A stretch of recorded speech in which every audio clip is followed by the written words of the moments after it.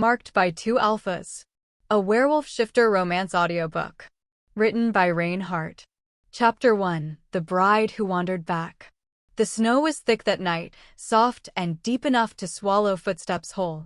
But hers made no sound. Elianne walked barefoot through the blizzard, her nightgown billowing like a torn veil in the wind, her hair a damp halo of gold and silver that clung to her cheeks.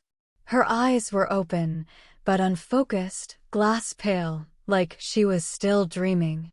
She walked past the sentries who didn't see her, through the frost-bitten thorns of the forbidden forest, across the iron-bound gates that had been sealed to all outsiders since the War of Vows.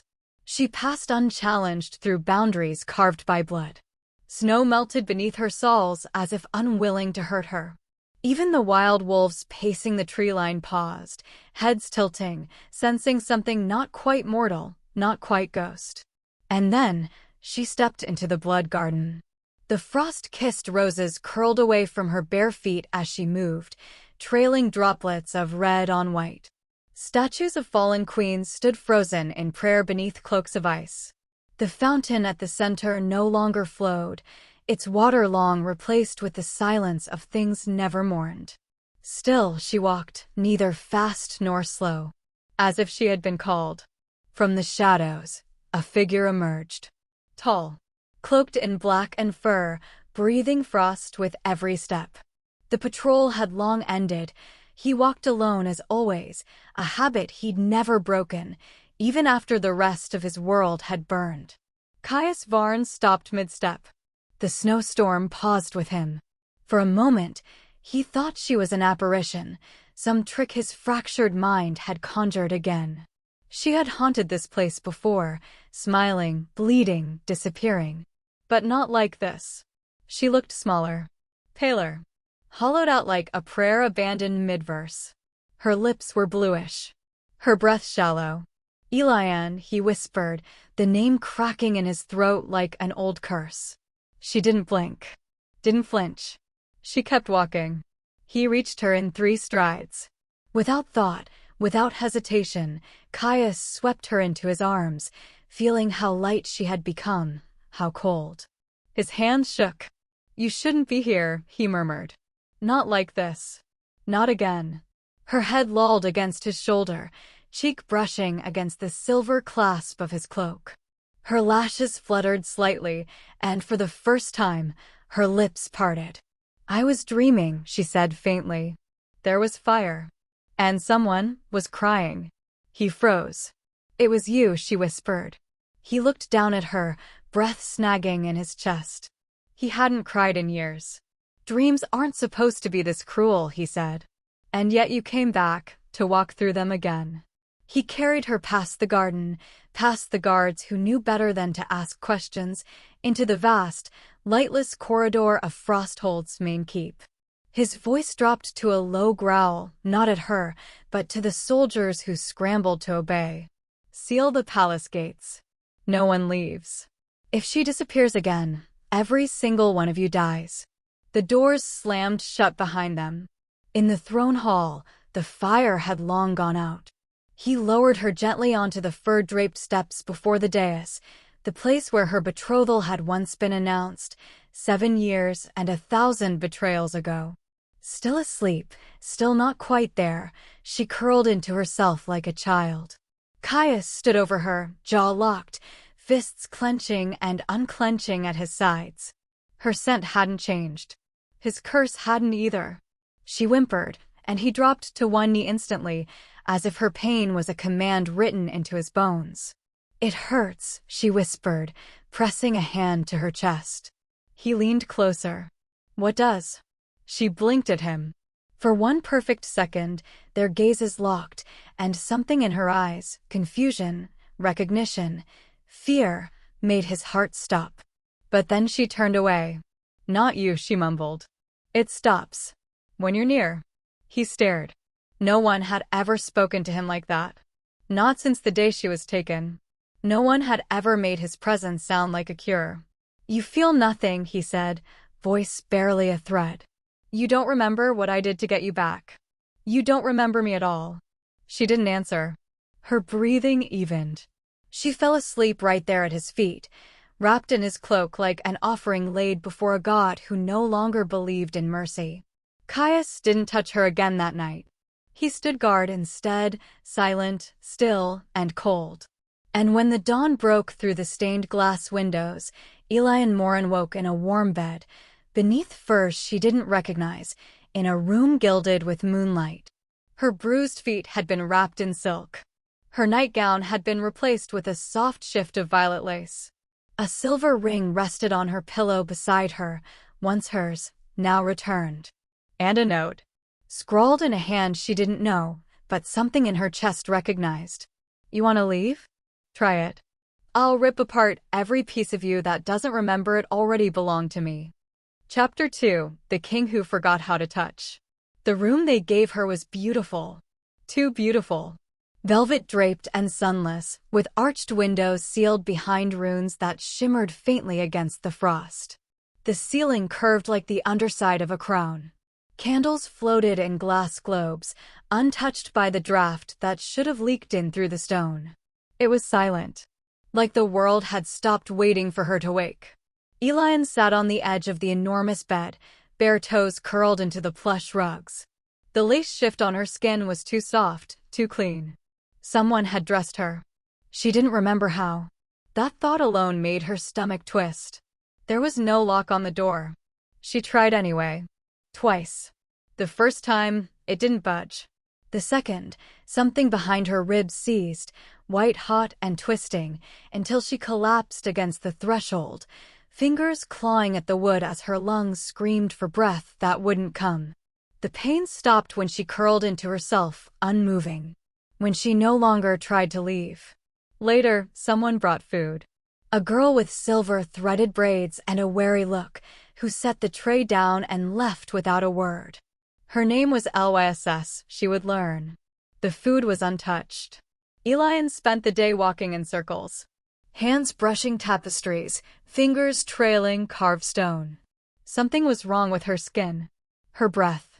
Every time she reached the windows, her body began to hum, deep in the chest, like a warning. The sun fell. She didn't notice. Until the door opened again. He didn't knock. Caius Varn stepped inside like silence was a cloak he wore more comfortably than his crown. His hair was damp, curling at the edges of his collar. His coat was still dusted with melting snow. A silver flask gleamed in one gloved hand. She froze. Not out of fear, exactly. More like instinct. Like her bones remembered how to go still when a wolf stepped close. "You haven't eaten," he said, setting the flask down on a small table. His voice was calm, low. Not cold, something worse. Like a river frozen over with fire beneath the ice. "I wasn't hungry," she whispered. His eyes flicked to hers. "No, you never were." He pulled off his gloves and reached for the flask again. It clinked faintly as he poured thick, dark liquid into a bowl. "Drink this." She hesitated. "What is it?" "For the burning." "You felt it." At the door. He didn't wait for her answer. Just walked over, kneeling beside the bed. His movements were slow, precise, like he was restraining something. She stared at the bowl. "You poisoned me." He looked up. "If I had, you wouldn't be able to accuse me now." He held the bowl out, patient. No threats. No softness either. After a long moment, she took it. The warmth hit her throat like honey laced with embers. Her eyes watered. She nearly dropped it, and his hand shot out to steady hers, without touching her skin. His fingers curled just above hers, trembling slightly, as if even that nearness might singe them both. "You should rest," he said. "I did. Rest better." She looked at him. "Why are you here?" "I told you. If you dreamwalk again, I'll be locked in your arms," she repeated, voice brittle. He looked away. "You said it stops when I'm near." "The pain. I want to believe that's still true." Elianne shifted. The lace on her shoulder slipped, revealing a faint shimmer beneath her skin. She hadn't noticed it earlier. But now, "Something's on me," she whispered. Caius stood quickly. Too quickly. "Don't." "What is it?" She reached back, fingertips brushing the back of her neck, and flinched. It pulsed under her touch, an icy fire beneath the flesh. It's spreading. He didn't speak. Tell me. He took a step back. Tell me. It's your mark, another voice answered from the doorway. Elianne startled. A woman in ceremonial black and silver robes entered, her gaze direct and cool. High Priestess Nive. Her presence made the air feel thinner. You are still tethered, she said, circling closer. The bond was never undone. It remains, incomplete. Elianne's hands trembled in her lap. But I was banished. I thought I was told it broke. The ceremony was interrupted. The bond was not. She stared blankly. Then why does it feel like I'm dying? Because you are. The priestess knelt before her. Without completion, the spirit begins to tear itself apart from the body. Slowly. You are unraveling. Caius didn't move. Didn't breathe. Elianne whispered, Who did this to me? The priestess tilted her head, voice soft. You should ask who was meant to finish it. Caius turned sharply, pacing toward the far wall. His hands curled into fists. Elianne's voice cracked. Was it you? He didn't answer. She rose shakily to her feet. Was it you? Louder now, eyes burning. Am I like this because of you? He turned. Met her gaze. His jaw clenched, voice quiet and sharp. You were mine. The silence after was a scream. She blinked rapidly. Then why didn't you? Because you ran, he said hoarsely. Because you didn't believe me. She staggered back. I don't remember. I don't know what happened to me. I woke up in a place I didn't know with blood on my dress and no voice in my head. No bond. Nothing. Do you know what that feels like? He closed his eyes. Do you know what it's like, she whispered, to not know if someone touched you? His eyes opened. I need you to tell me, she said, voice cracking, if someone used me. His expression shattered. He turned away. Didn't speak. Didn't deny it. She broke. Slowly, knees hitting the rug, arms wrapping around herself. Behind her, Caius knelt. His hand hovered just above her shoulder, trembling. He didn't touch. He never did. I won't mark you again, he whispered. Not unless you ask. Not unless you remember. She sobbed silently into her palms. He stood and walked toward the door, his footsteps the only sound in the room. But when he was gone, when the silence returned, something shifted in the air. Elianne looked toward the mirror. The silver lines on her back pulsed faintly, brightened. And then, a voice, low and smoky, echoed inside her head. You still remember me, don't you, Elianne? Chapter 3, The Alpha Who Claimed Me First. She didn't remember falling asleep. Only that the mirror had started to hum again, low and rhythmic, like a heartbeat from behind the glass. Elianne had stood there too long, watching the silver lines along her back shimmer in the candlelight, trying not to imagine hands tracing them. Trying not to think of how they pulsed harder the longer she stared. Like something inside her wanted out. Sleep took her without permission. And in the dream, someone was holding her. Not gently. A breath hit her neck first, warm, possessive, hungry. Then came the voice, low and smoke-wrapped, curling into the edges of her mind like heat into ice. You promised me, it said. You said you wouldn't be his. She tried to turn. She couldn't. The arms tightened. You told me you'd only ever wear one mark. A mouth pressed to the curve of her throat, not biting, not yet. Just there. Just waiting. Do you know how it felt, the voice murmured, to see him near you? To smell his name burned into your skin. Her body reacted before her thoughts could catch up. Something in her arched toward the voice, the touch, the command in the quiet. I didn't, she tried to say. You did, he answered. But you forgot. His fingers trailed down her waist, slow and maddening. Sparks followed the path, heat blooming low in her belly. It wasn't just warmth, it was pain, desire, memory crashing like a wave. Her legs trembled. Her breath hitched.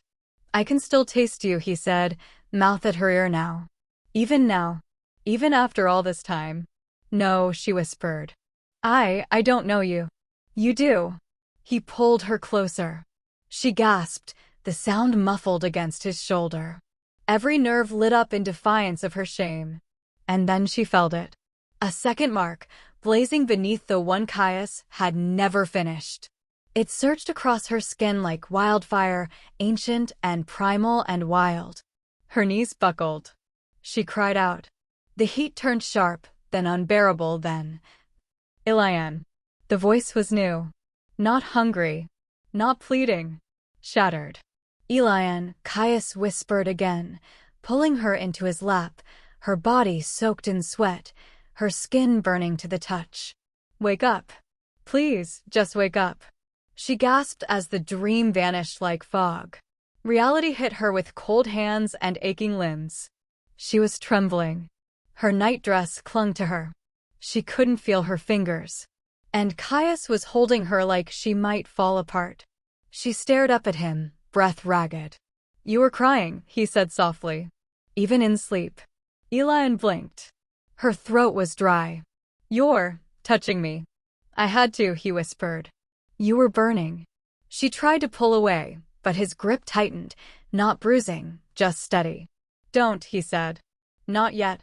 Her breath hitched again. Not from pain. From memory. The scent of him, ice and pine, fought against the other one still lingering on her skin. Smoke. Spice. Sin. I saw someone, she said, voice shaking. I know, Caius answered. You heard him. I always do. When he's near you. He exhaled slowly, pressing his forehead against hers. His skin was too warm.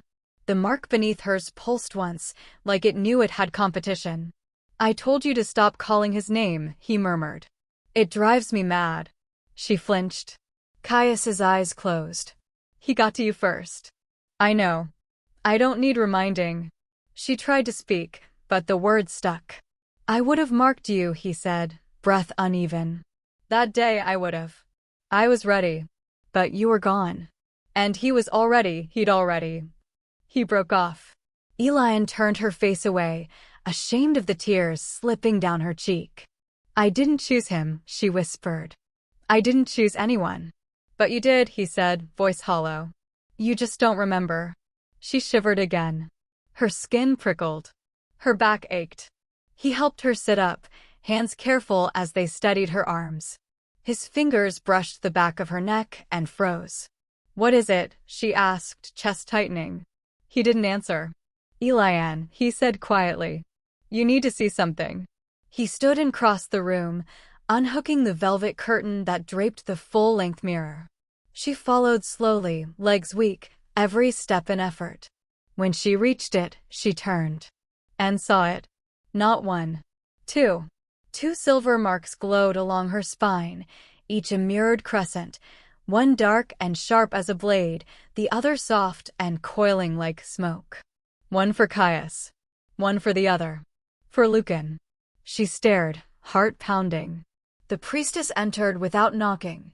Her eyes darkened at the sight. It's begun, she said grimly. Elianne whirled. What has? Dual imprinting. Her tone was clipped. Forbidden. Ancient. Dangerous. One mark binds the body. The other shreds the soul, Caius finished. Elianne's knees gave out. Caius caught her before she fell. She clung to him, gasping. Why me? No one answered. The priestess only said, if this continues, you will fracture. Unless one mark is broken. Or one alpha dies. Elianne trembled in his arms. I didn't want this, she whispered. I didn't ask for this. I know, Caius murmured. She didn't notice when she fell asleep again, only that his arms didn't loosen. That his breath didn't steady. That the room never felt warm. That somewhere, behind her closed eyelids, another pair of hands was already waiting. And when she woke that night, she was standing barefoot again. In the moon courtyard. And Lucan Vare was standing in the shadows, smirking. He reached for her wrist and pulled her toward him, eyes gleaming like winter stars. I've come to take you home, he whispered. Alpha's little rose. Chapter 4. The one who would burn me. The cold had long since left her skin. What Elianne felt now wasn't cold at all. It was heat. stifling, smothering, crawling beneath her clothes like fevered breath. When she opened her eyes, she wasn't in Frost's hold anymore.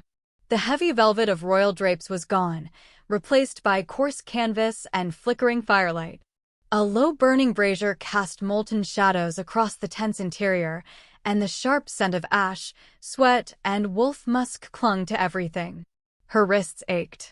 She tried to move them, but realized she wasn't tied, just too weak to lift them. Her legs were tucked beneath her, her knees blistering from the heat rolling off the fire. And across from her, lounging like a panther who'd just caught its prey, sat Lucan Vare. He looked exactly as she remembered in the dream. Wilder. Sharper. Real. He didn't speak at first. Just watched her as if she might vanish again if he blinked. Her voice cracked. "You took me." "Did I?" he asked casually, tossing a piece of charred wood into the fire. "Or did you walk here yourself, little Rose?" Her throat was too dry to argue. Her lips split as she tried to moisten them, and he was already moving, lifting a cup of something dark and steaming to her mouth. She turned her head away. "Suit yourself," he muttered, setting it aside. "But don't faint on me again. I went through a lot of trouble to get you here." She closed her eyes, trying to center herself, but her body wouldn't stop trembling. "You always shake like that?" he asked, voice lowering. "Or is it just for me?" Her eyes flew open. Lucan chuckled, low and satisfied. "You think I don't notice?" He leaned closer, elbows on his knees. "Your pulse tripled the second I touched you. You whimpered in your sleep, Elianne. For me. Don't try to lie with your mouth when your body's already answered."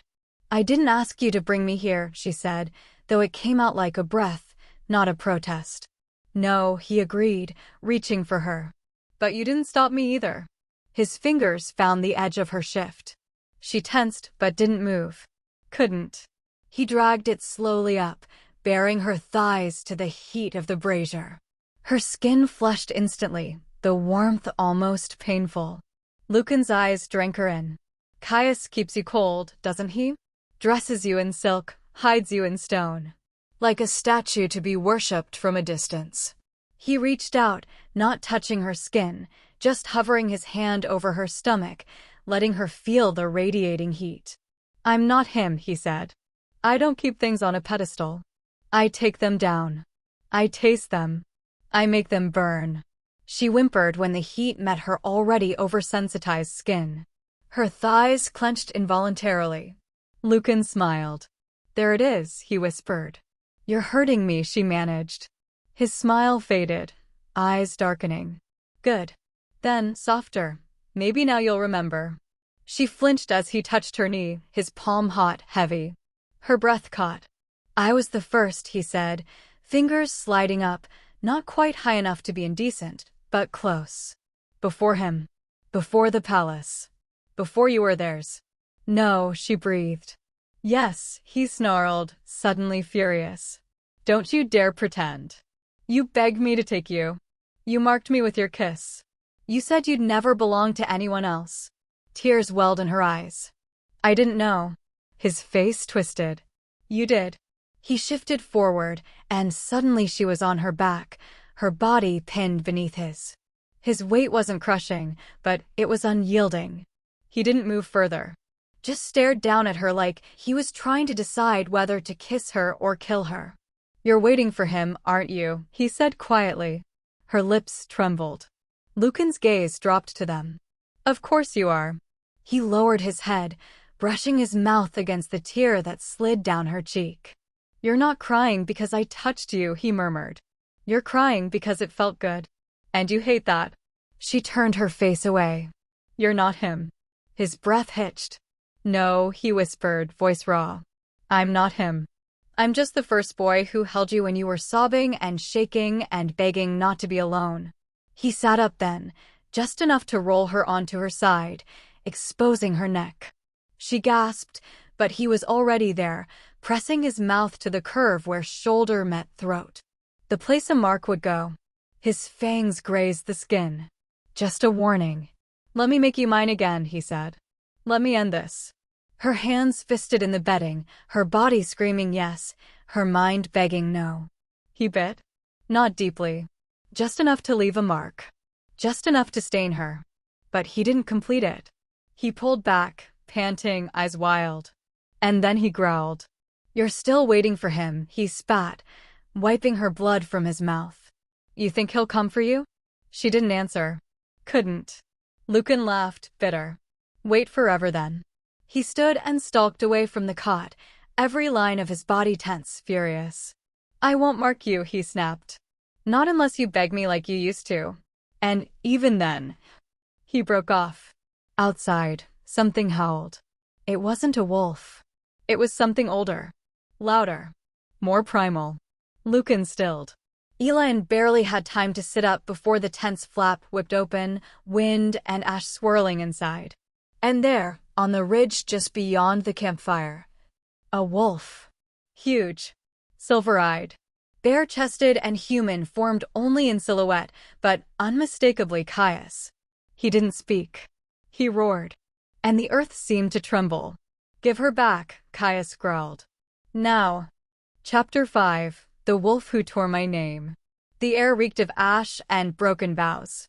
The scorched petals of the blood garden crunched beneath Elianne's bare feet as Caius strode ahead, his body ringed in smoke, silver eyes locked on the lone figure standing among the ruins. Lucan. He waited beside a charred tree trunk, his coat torn, his chest streaked with dried blood that wasn't his. Around them, no one dared move. The soldiers on both sides had fled or fallen.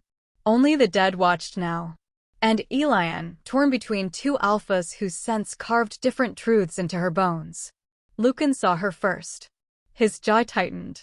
"She came with me," he said, his voice low, controlled, dangerous. "You trespassed." She walked away, Caius replied, not breaking stride. "I came to take back what was never yours." Lucan stepped forward. "I was her first," he hissed. "She begged me to stay. She gave me her vow." Elianne couldn't breathe. Her lungs felt full of fire. "You left her," Caius snapped. "And now you want to finish the burn?" Lucan lunged first. Their bodies collided with the sound of shattering bone and wind, claws raking skin, fangs flashing. Dust rose in thick clouds, blinding her. Elianne screamed. It didn't stop them. They fought like the sky had split open and given them nothing but ruin. Each strike was a memory, a betrayal, a claim. Blood sprayed the garden. Red and silver. Neither of them shifted fully. They stayed in that half-shape between man and wolf, as if neither would give the other the satisfaction of showing true strength. Lucan struck hard, catching Caius's ribs, drawing blood. But Caius didn't fall. He stepped through it. And stopped. His eyes turned toward Elianne, just once. Lucan froze too, breath heaving. Caius reached up, wiped blood from his mouth, and let it smear down his neck. "I won't kill you," he said, voice ragged. "Because she would feel it." Lucan didn't respond. His silence was a wound. Caius turned to Elianne and offered her his hand. She didn't take it. She collapsed instead. Her knees hit the ground, her fingers clenching earth and ash. Vomit burned her throat. Her skin prickled, torn between the bond threads that had begun to weave without permission. Lucan took a step toward her. Caius growled. "Don't touch her," he warned. "She's mine." "She's breaking." Elianne's hands clawed at her arms, her face, her chest. Every breath felt wrong. The world split around her, heat and cold, light and shadow, silver and flame. She screamed. And screamed again. Then darkness swallowed her. When she woke, the air was full of incense and the slow chanting of the priestesses. She lay on stone, veiled in moonlight. Her body trembled with each pulse. Her shoulders still throbbed where Lucan had marked her. Her chest ached where Caius had touched her heart. The high priestess stood beside her, staff pressed to the floor. "She is torn," the priestess said softly, voice echoing. "Between two alpha bonds. This has not happened in 100 years." Elianne tried to sit up. "Make it stop." "You must choose," the priestess said. before the next full moon, or the threads will tear you apart. Your soul will fracture. Your voice will vanish from the world." Elianne began to cry. The priestess did not comfort her. Instead, she stepped back as Caius entered the temple. His tunic was blood-stained, his jaw bruised, but his eyes were steady. He approached her slowly, as if wary she might crumble. Then he knelt and held out something silver. It glinted in the moonlight. A collar. Wide, elegant, made of polished silver with a lock at its base. It hummed with alpha command. Her breath caught. "What is that?" Caius looked into her eyes, not blinking. "A vow. One I'll bear for you." She backed away, but he caught her hands gently, lifting them. "I won't force you," he said. "But if you wear this, no alpha can touch you. Not even me. Until the blood oath is complete." She stared at it, then at him. He added, quieter, "I will guard you. Even from myself." Her voice shook. "I don't know who I am anymore." "You're Elianne," he said. "Not a possession. Not a prize." "I'm a monster," she whispered. Caius kissed her palm. "No," he said. "You're just the only reason I've ever gone mad." Her tears returned. Then, slowly, she let him fasten the collar around her neck. It clicked closed with a soft chime. A glow shimmered around its base before fading. The priestess raised her arms. "It is done," she said. "She belongs to no one until the vow is sealed. One bond. One choice." Caius rose and faced the watching shadows. "She belongs to me until then," he said, voice clear.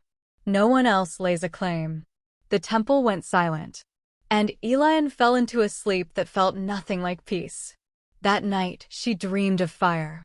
And in that dream, the collar around her neck began to tighten, not physically, but with a breathless, icy pressure that made her twist and claw in her sleep. A voice slithered in, low and intimate. "You can only choose one, little flower." The collar pulsed. And the other. The fire rose higher. "You will burn with your own hands." Chapter 6: The Collar That Bleeds. The collar woke before she did. Elianne's first breath was a gasp. The silver around her neck seared her skin, not fire, not even heat, but something deeper. A pulse. A whisper. A command that didn't come from her. She clawed at it. "No," she croaked, chest arching off the silken mattress. "Stop, please." Footsteps. Heavy, urgent. Caius was beside her in an instant, kneeling on the bed, his hands already reaching. "Hold still," he said, voice low but tight. "It's hurting." She couldn't stop shaking. He pressed his palm to the base of her throat. The collar shimmered beneath his touch, but the pressure didn't ease. Instead, it tightened. Elianne choked, eyes wide. "I'm here," he murmured, but his breath came too quick, his pupils dilated in alarm. "It's reacting. Not to me, but to something else." She didn't need to guess what. "Lucan." "Make it stop," she whimpered. Caius's jaw clenched. He placed both hands on either side of her neck, not pressing, just trying to shield her. "You're not dying," he said. "You're being claimed from a distance." Her stomach turned. "But he's not here." "He doesn't need to be," Caius said bitterly. "His mark already touched you." The collar responds to both bonds. If his madness rises, it touches you. Tears streaked her cheeks. "Then why did you put it on me?" He didn't answer. Instead, he leaned in, resting his forehead against hers. "I thought it would protect you," he said. "From both of us." She let out a strangled laugh. "Some protection." His hands fell away slowly, and for a moment, neither of them spoke. Then his voice dropped to a near whisper. "We can teach you to control it." "How?" Her voice trembled. "I show you what triggers the reaction," he said, brushing a knuckle lightly down her jawline, "and you learn to master the response." The whisper of his touch sent sparks along her spine. She bit her lip. Caius's eyes darkened. "You feel that," he said. Not a question. She nodded. He let his fingers slide down her throat to the curve just above the collar. The metal vibrated. Elianne's back arched involuntarily. Her knees drew up, thighs trembling. A soft, broken cry escaped her lips. "Stop," she said, but her voice was pleading, not commanding. Caius stopped. She blinked through the blur. Why did you stop?" His throat worked. "Because you'll break." "I'm already broken," she whispered. His fingers curled into fists. Then he turned away. That night, she didn't dream. She burned. Lucan came like shadow through fog. He wasn't in the room, and yet he was. The bed beneath her was the same, the scent of pine and fire still thick in the air, but her limbs were not her own. He didn't speak, just touched. It began with a breath against her neck, a tongue at her pulse, fingers ghosting down her ribs. The collar didn't protect her here. It pulsed with helpless surrender. His voice brushed her mind like silk over raw skin. "You never said no." She couldn't say yes either. But her body did. In fevered gasps. In the way her thighs clamped around phantom hips. In how she sobbed his name against an invisible mouth. When release came, it shattered her in silence. But when she woke, she screamed. Her nightgown was torn, clinging to sweat-soaked skin. Her thighs trembled. Purple bruises bloomed across her hips, her collarbones, her neck. Elianne tried to stand. She crumpled. She lay on the cold floor, one arm over her chest, the other reaching toward nothing, and whispered into the dark. "Is this my fault?" The answer came not from Lucan, nor from Caius, but from the mirror sanctum. The next morning, Caius found her sitting alone on the edge of the room, knees drawn to her chest, arms trembling. She didn't look up. He walked to her slowly, knelt, and said nothing. She finally whispered, "I don't want him to touch me anymore. You'll have to learn to push him out." "I can't." "You can." She turned to him, voice breaking. "I need a moment. I need something to help me breathe." He hesitated, then extended his arm. Without a word, he took the dagger from his belt and dragged it clean across his wrist. Blood welled instantly. Rich, dark, laced with power. Elianne's eyes widened. "No." He held it toward her. "Drink." "I can't." "You need to." She stared. The scent hit her first, earth and metal, and something deeper, like wind through winter trees. Her lips parted before she could think. And then she was drinking. His blood hit her like frost fire. Every nerve settled. The collar cooled. Her thoughts slowed into clarity. Her body stopped shaking. When she let go, she slumped forward, pressing her face to his chest. "I didn't want it," she whispered. "What he did. I didn't ask." "I know. Am I shameful?" "No," he said. "You're surviving." She cried against him. He didn't hush her, just held her through it. When she finally slept again, she dreamed not of wolves, but of mirrors. The mirror sanctum lay hidden beneath the temple. 100 glass panels arched over black stone like frozen waves. She wandered barefoot, trailing her fingers along each reflection. Her collar glowed in the dream, a silver halo that didn't protect. Instead, it whispered. And one mirror, tall, obsidian, etched with runes, shivered.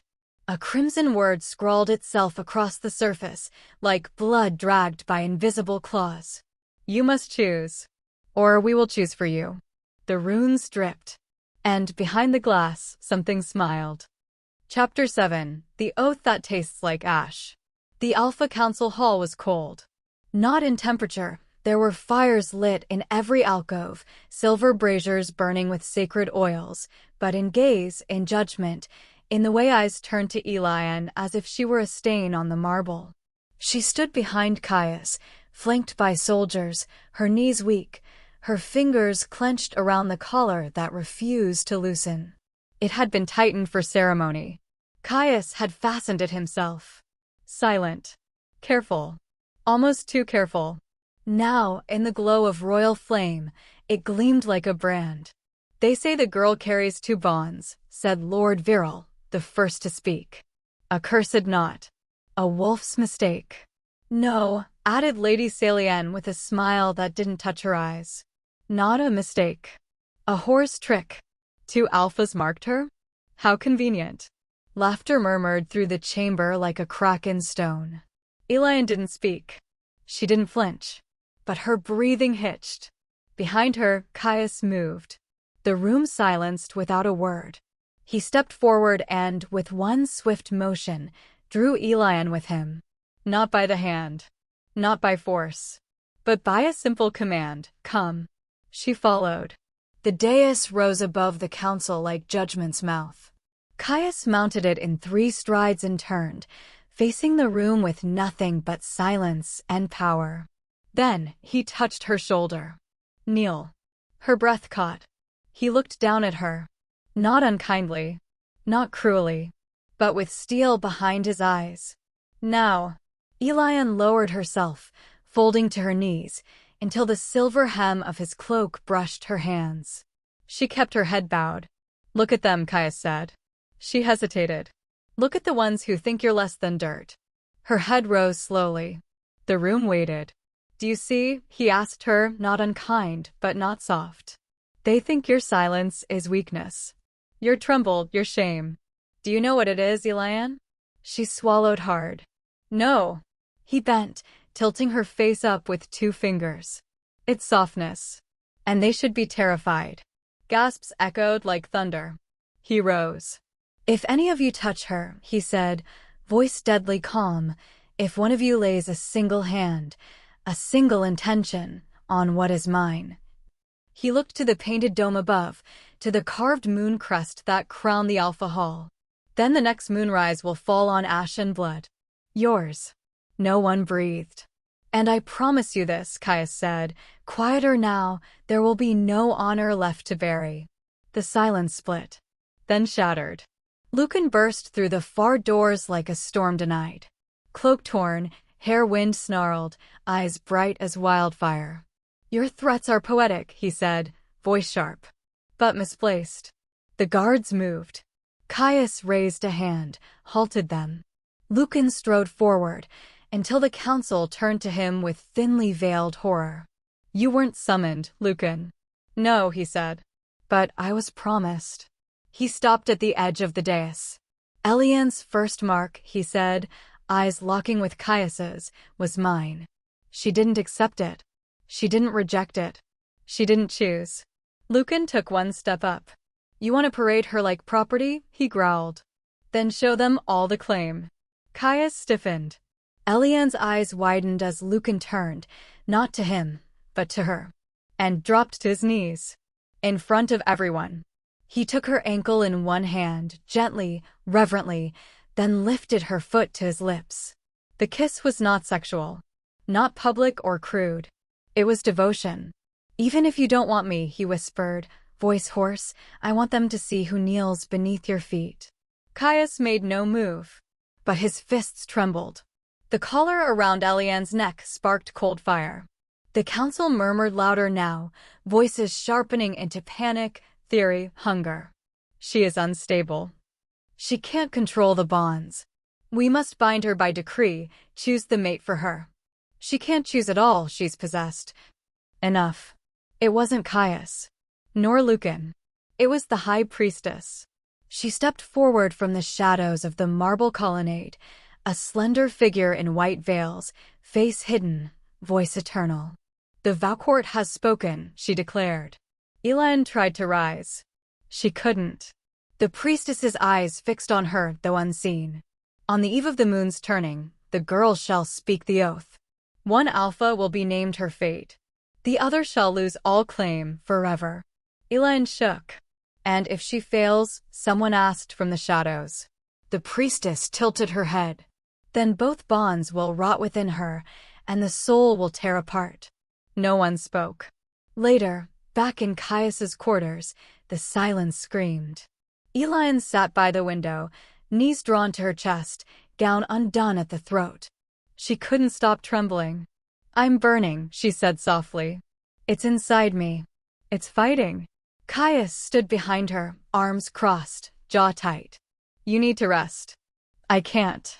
He approached slowly and, for once, did not touch her. You'll survive. She laughed bitterly. Will I? Or will I melt down like some sick joke of the gods? My body isn't built for this. He knelt beside her. Don't say that. My skin feels like it's splitting. Her voice cracked. Like ash is running through my veins. His eyes moved to her collar. It was glowing again. Silver laced with red. Lucan. Caius exhaled slowly. You have to hold on. Until when? He didn't answer. She looked at him. Why do you care? Caius's hand reached out, hesitated, then brushed her cheek. Because I've never wanted to destroy something more than I want to protect you. She didn't cry. Not this time. But as he left, closing the door with careful hands, she curled into herself. And the burning spread. Chapter 8. The Night He Made Me Forget. The fever returned without warning. One moment Elianne was standing barefoot on the cool stone of the courtyard, and the next, the trees were breathing around her, branches arching like ribs, the moon dripping through the leaves in silver chains. Her fingers brushed the underbrush, her skin damp with sweat. Something inside her pulsed, directionless and wild. She should have known it wasn't real. That it wasn't her will guiding her into the forest's mouth. That the scent curling into her lungs, smoke, pine, blood-warm spice, wasn't from the wind. It was him. By the time her senses returned, she was past the border ward, tangled in a net of night and shadow. Her throat burned. Her collar felt like fire strangling her from within. And Lucan was waiting. He emerged from the trees like a dream sharpened into nightmare, shirt half open, eyes lit by something more than the moon. His arms caught her before she could fall, and even as she tried to push away, the heat inside her flared again, screaming for release, for touch, for pain, for him. You called for me, he whispered, brushing her hair back from her soaked temple. No, she breathed, but the word caught on her tongue. Her knees buckled. Lucan scooped her up, cradling her like something wounded and delicate. But the way he carried her, possessive, unyielding, said otherwise. You walk to me, Elianne, he said softly, lips grazing the curve of her jaw. Your body remembers. The tent was already prepared. Warmed by a brazier, fur blankets arranged like a throne. Everything smelled like him. She tried to resist, to scream, but the heat made her head swim. The bond pulsed against her ribs. He laid her down, and the cold of the hides beneath her bit into her spine. Lucan, her voice cracked. I won't mark you tonight, he said. Unless you beg. She tried to roll away. He grabbed her wrists gently but firmly. I've been patient. Her nightgown stuck to her damp skin. With a single jerk, he tore the fabric down the middle. Her collar gleamed beneath the firelight. Still his, Lucan muttered, brushing a thumb along the edge of it. But I'll remind you. Who came first? He kissed her hard. Not coaxing. Claiming. Her lips parted in shock, and he slipped deeper, pulling a whimper from her throat. His knee wedged between her thighs, spreading her open as her fevered body writhed beneath him. She cried out, not just from pain. Not just from heat. But from confusion. From something breaking. Lucan, stop. But he didn't. Not until she choked out, raw and desperate, Caius. His body went still. Her chest rose and fell beneath him, her skin flushed and marked. You still think of him, Lucan said, voice low, shaking with fury. Even now. She turned her head, ashamed. I didn't mean. No, he leaned in, breath harsh against her temple. Don't lie to me, Elianne. Don't you dare. Her hands fisted the furs. Her legs trembled. And still, the fire in her belly refused to fade. Lucan shifted his weight, pressing himself against her, but not moving further. Just holding her there, trapped in the storm of her own response. Then, softly, dangerously, he whispered, You'll remember this night. She squeezed her eyes shut. His palms slid down her side, fingers dragging across ribs, hip, thigh, slow, deliberate, cruel in its tenderness. The pain returned, bright, searing, as her bond reacted. The silver collar flared against her throat. She arched, helpless. Make it stop, she gasped. I am making it stop. And he kissed her again. Her body betrayed her. She shattered. It wasn't slow. It wasn't gentle. It wasn't even pleasure, not exactly. It was release, raw and brutal, like something inside her had been slashed open, made to scream, then filled with something so overwhelming it turned into bliss. She sobbed into his chest. You're not him. Lucan held her tighter, his voice rough. No. Her hands clutched his arms. But I'm not less. She cried harder. He kissed her forehead, softly this time. You are not ruined, he whispered. You are my ruin. There's a difference. Her fingers trembled against his chest. Then why does it feel like I'm disappearing? Lucan didn't answer. He only held her through the aftershocks, her skin burning against his, her heart struggling to understand what had just broken. Between them, inside her, maybe both. Eventually, her body gave out. Sleep took her like drowning. In dreams, the fire returned. But it was not Lucan this time. Caius stood before her in the dark. Cloaked in shadow, drenched in fury. He looked at her, then beyond her. Eyes narrowing. Lucan, he snarled. The vision shifted. Elianne was no longer in control. Lucan's voice echoed like a growl inside the dream. She came to me. You took her. She cried my name. The world split open. Flames poured from Caius's hands. Lucan only laughed. She forgot you, he said. Just for one night. She is mine. She's not yours, Caius. She's chosen nothing. And still, she burned for me. Elianne awoke screaming. Her skin blistered with heat. Lucan was already awake, sitting beside her, shirtless and eerily calm. You're awake, he said. She recoiled from him, curling into herself. You made me. I helped you forget, Lucan said simply. You needed it. Tears flooded her eyes. He leaned in, brushed them away. You'll grow used to my scent, he murmured against her ear. One day, it won't burn. She didn't respond. He stood, pacing the tent. One day, you'll ache for it. She looked up at him, throat raw. And then, Lucan turned back. His smile was quiet, dark. Then you'll never go back. Chapter 9, His Madness, My Cure. The wind howled through Frost's hold like a creature in pain. Doors slammed. Candles guttered out. Guards shouted orders before falling into silence, as if the palace itself had stopped breathing. Somewhere in the lower wings, furniture shattered.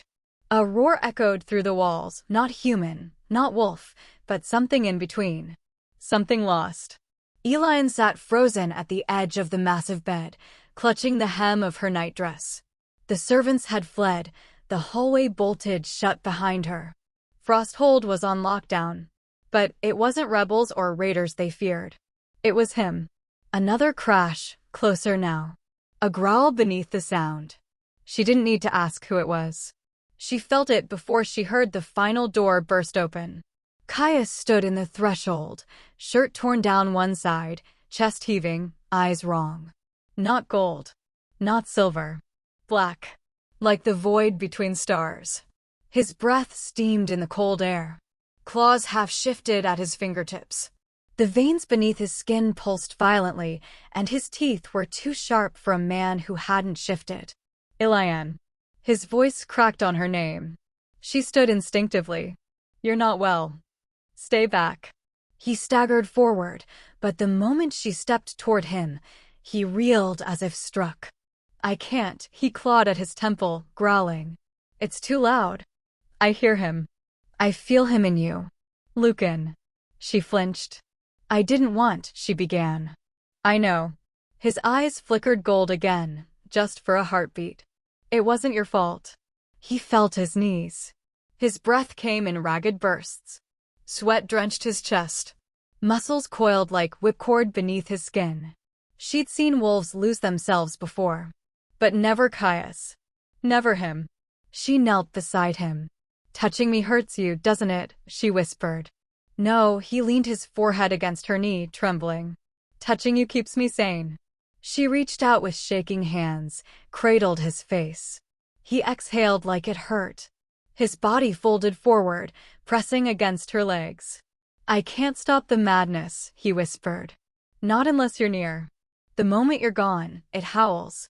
He looked up, and she saw tears brimming in those dark gold eyes. I'll stay, she said. He gathered her into his arms without warning, lifting her onto the bed with terrifying speed, but his touch remained strangely gentle. He pinned her there, one arm on either side, breath-hot and sharp on her neck. But he didn't move. Didn't take. Didn't claim. Only held. She could feel the violence in his body, barely restrained. His scent, ash, winter, something storm-scorched, wrapped around her like a noose. Caius, she whispered. I won't hurt you. I'm not afraid of pain. You should be. His lips brushed her temple, then lower, to her throat. Every instinct in me wants to make you mine, he whispered. To burn his scent off your skin. But I won't. Not like this. Then what? Her voice was breaking. You'll lie beside me and pretend I'm clean? I don't have to pretend, he growled. You're mine. No matter what he did. His hand trembled against her ribcage. I can't undo it, she said softly. You don't have to. He kissed her wrist. Just let me stay like this. One night. Just this. She nodded. They lay together in silence, her head on his chest, his arm curled around her like a shield made of violence and desperation. His claws never fully retracted. Once or twice, he shifted in his sleep, and they grazed her skin, leaving marks. Thin, red. But never deep. He didn't take her. Didn't even try. But every time she moved away, he whimpered like a wounded beast and drew her back. At one point, he cried out in his sleep. She felt the tears fall against her hair. I'm still here, she whispered. His arm tightened. Don't leave. Don't leave. I won't. I'll go mad. Then go mad holding me. He buried his face in her shoulder. They didn't speak again. When dawn cracked the ice-streaked windows, Elianne stirred. Her body ached with a quiet, blooming pain, not from brutality, but from the tension of a night survived by will alone. She shifted carefully, trying not to wake him. And that's when she saw it. On her back, just beneath her shoulder blade, an ache. A pulse. She slipped from bed, padded to the mirror. Her nightdress slipped down as she turned. There, faint but unmistakable, was the edge of an alpha's mark. Not the full glyph. Not complete. But enough. Caius had marked her in his sleep. She turned sharply. He was still on the bed, one arm outstretched toward where she'd been, brows drawn in agony. He hadn't even known. Caius, she whispered. He blinked awake slowly. Saw her expression. And froze. What? You marked me, she said softly. His face drained of color. No. She nodded. In your sleep. He stumbled to his feet, voice hoarse. I didn't mean to, Elianne, I swear. I know. He fell to his knees. Then crawled toward her. Tears returned. I didn't want to steal it. I was going to wait. I was going to ask. Please believe me. She looked down at him, trembling. He took her hand in both of his. Then, to her horror, he pressed a kiss to her wrist, then lower, to the inside of her elbow. I would rather go mad forever than hurt you. I never touched you. Not truly. Not when I wanted to. Her voice cracked. That's the cruelest thing you've ever done. He looked up. She was crying now. Full-bodied sobs racking her frame. You not touching me, she whispered, hurts more than if you had. He reached for her, desperate. But she stepped into him this time. Let him hold her.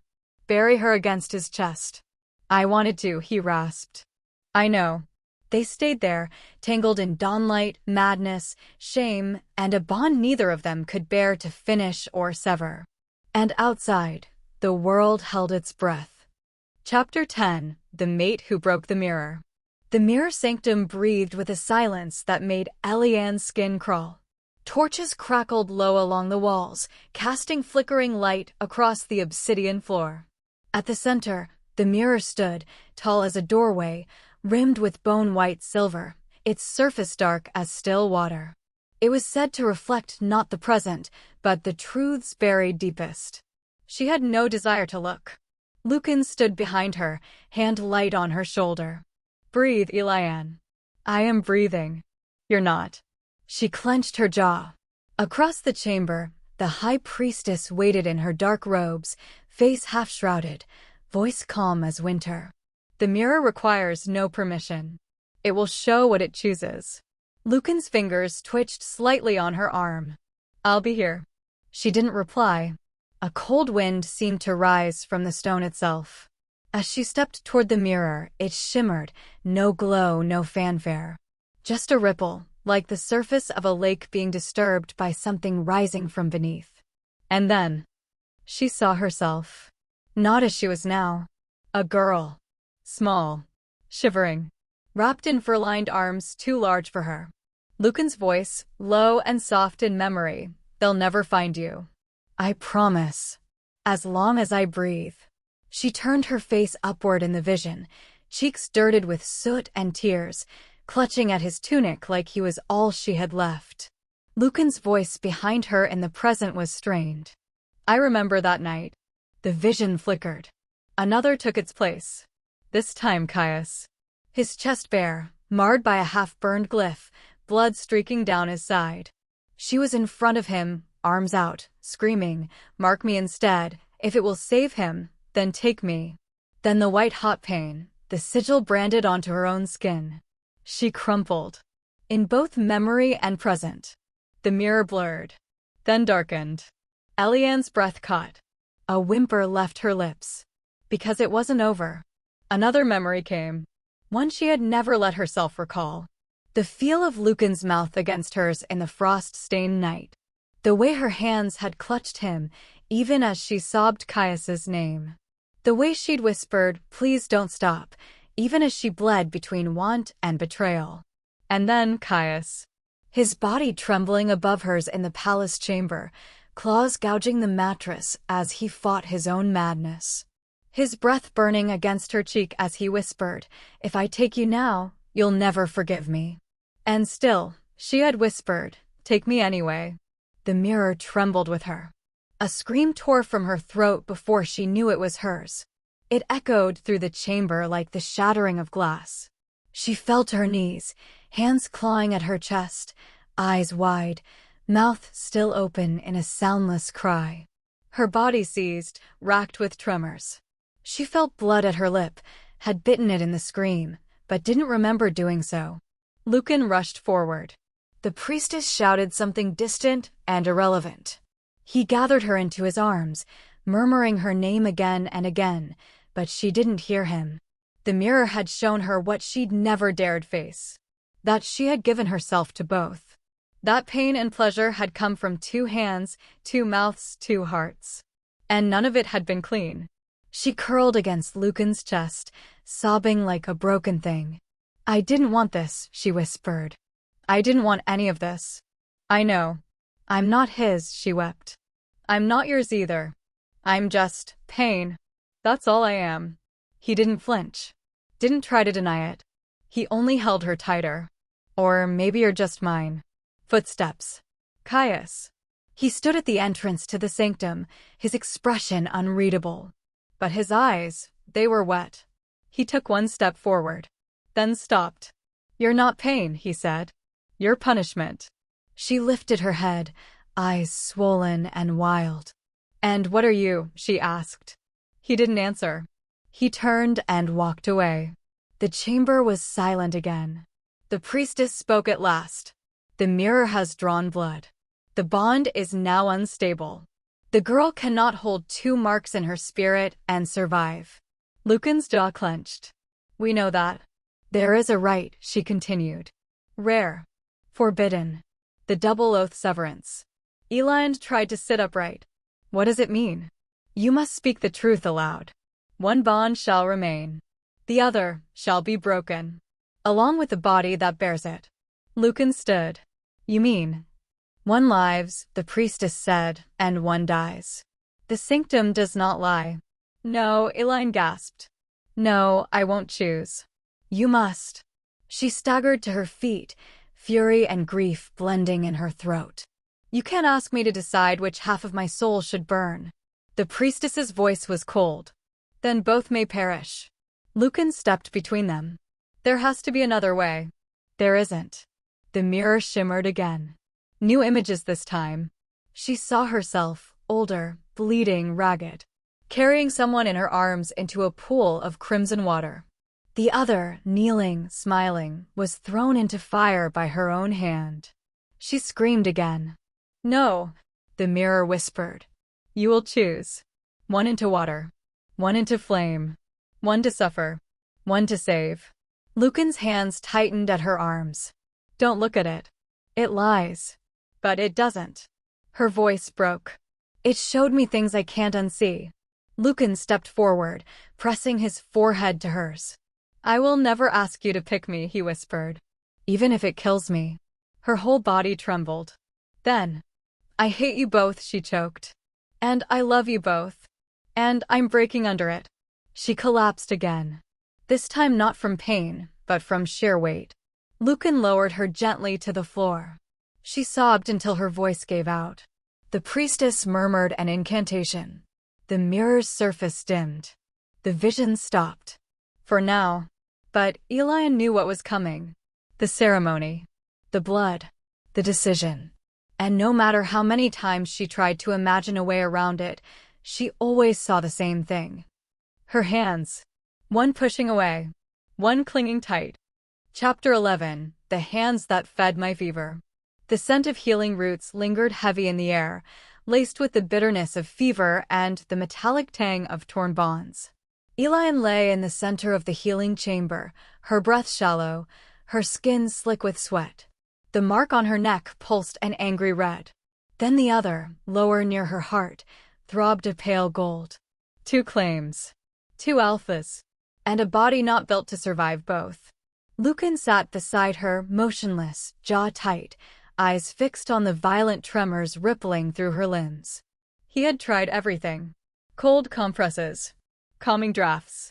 The blessed oils from the southern groves. Nothing held. Not for long. Her lips parted with a dry gasp, one hand twitching weakly toward him. Hurts. Lucan gritted his teeth. I know. Her fingers caught the edge of his sleeve. Don't go. His breath hitched. He had promised himself not to touch her, not when her mind was fogged, not when the fever blurred the line between consent and survival. But she was burning alive from the inside out, and the healers had all left the room when her screams started again. She needs an anchor, one of them whispered. Something stronger than magic. Something hers. Lucan stripped his tunic and slipped beneath the silk covers, his chest flush against her slick back, arms curving around her waist. Her body arched toward him like a drowning soul clawing toward air. He held her still. Not forcefully, just firmly enough to keep her from falling apart. Her skin was scalding. Easy, he whispered into her hair. I've got you. Her breathing slowed, though her chest still heaved. One of her hands fumbled back until it gripped his forearm tightly. She trembled against him, as if the fever reached beyond the physical. You're real, she rasped. I am. You're warm. I know. You're mine, she murmured. Lucan froze. Her body shifted, turning toward him instinctively, forehead pressing to his collarbone. You're my alpha, she whispered. Even if you lie. Even if I hate you. You feel like mine. Lucan closed his eyes. He didn't answer. Instead, he kissed her brow, soft, aching, and whispered into the heat of her fever, then let me save you. Just for tonight. He rocked her gently, breath sinking to hers, as if he could will her pain away. And for a moment, it seemed to work. Her fever dipped. Her muscles loosened. She whimpered, but not in pain. Until the door creaked open. The temperature of the room changed. Caius.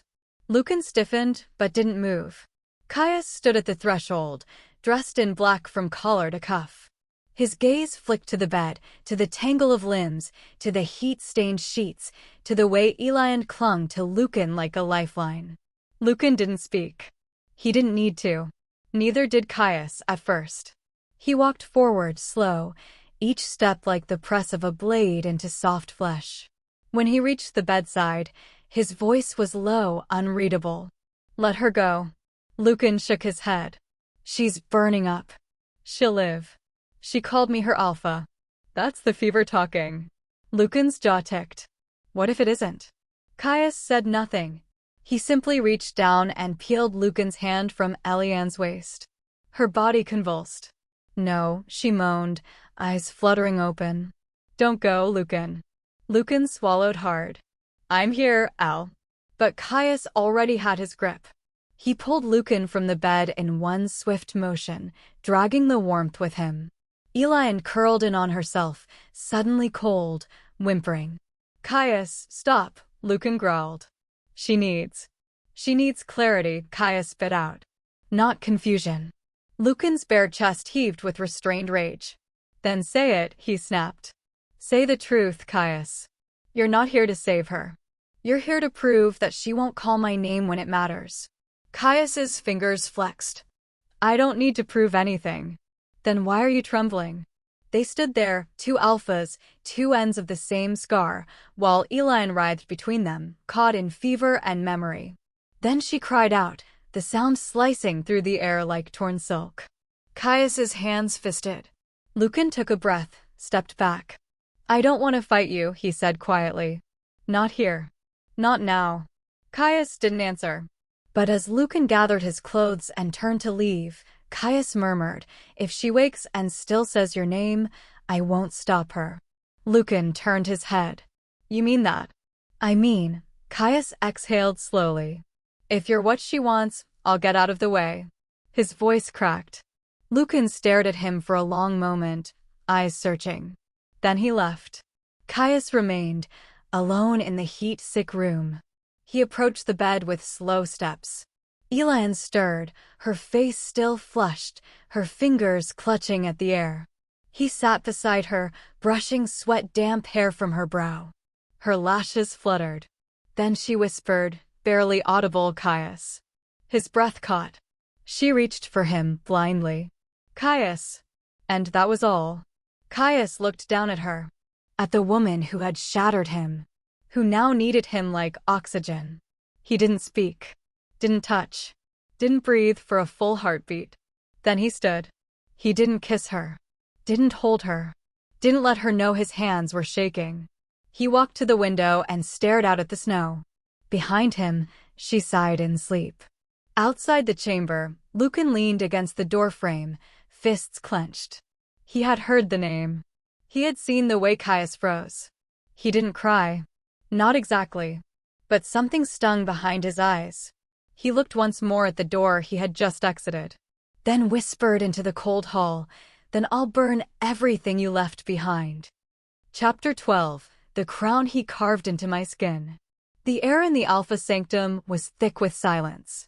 Not stillness, never stillness, not when the blood of rulers hummed through the stone, but silence that pulsed like a second heartbeat. Elianne stood at the center of the chamber, robes fallen to her waist, the pale line of her spine bare beneath flickering torchlight. Caius stood behind her, fingers steady, expression unreadable. Outside, the snowstorm howled.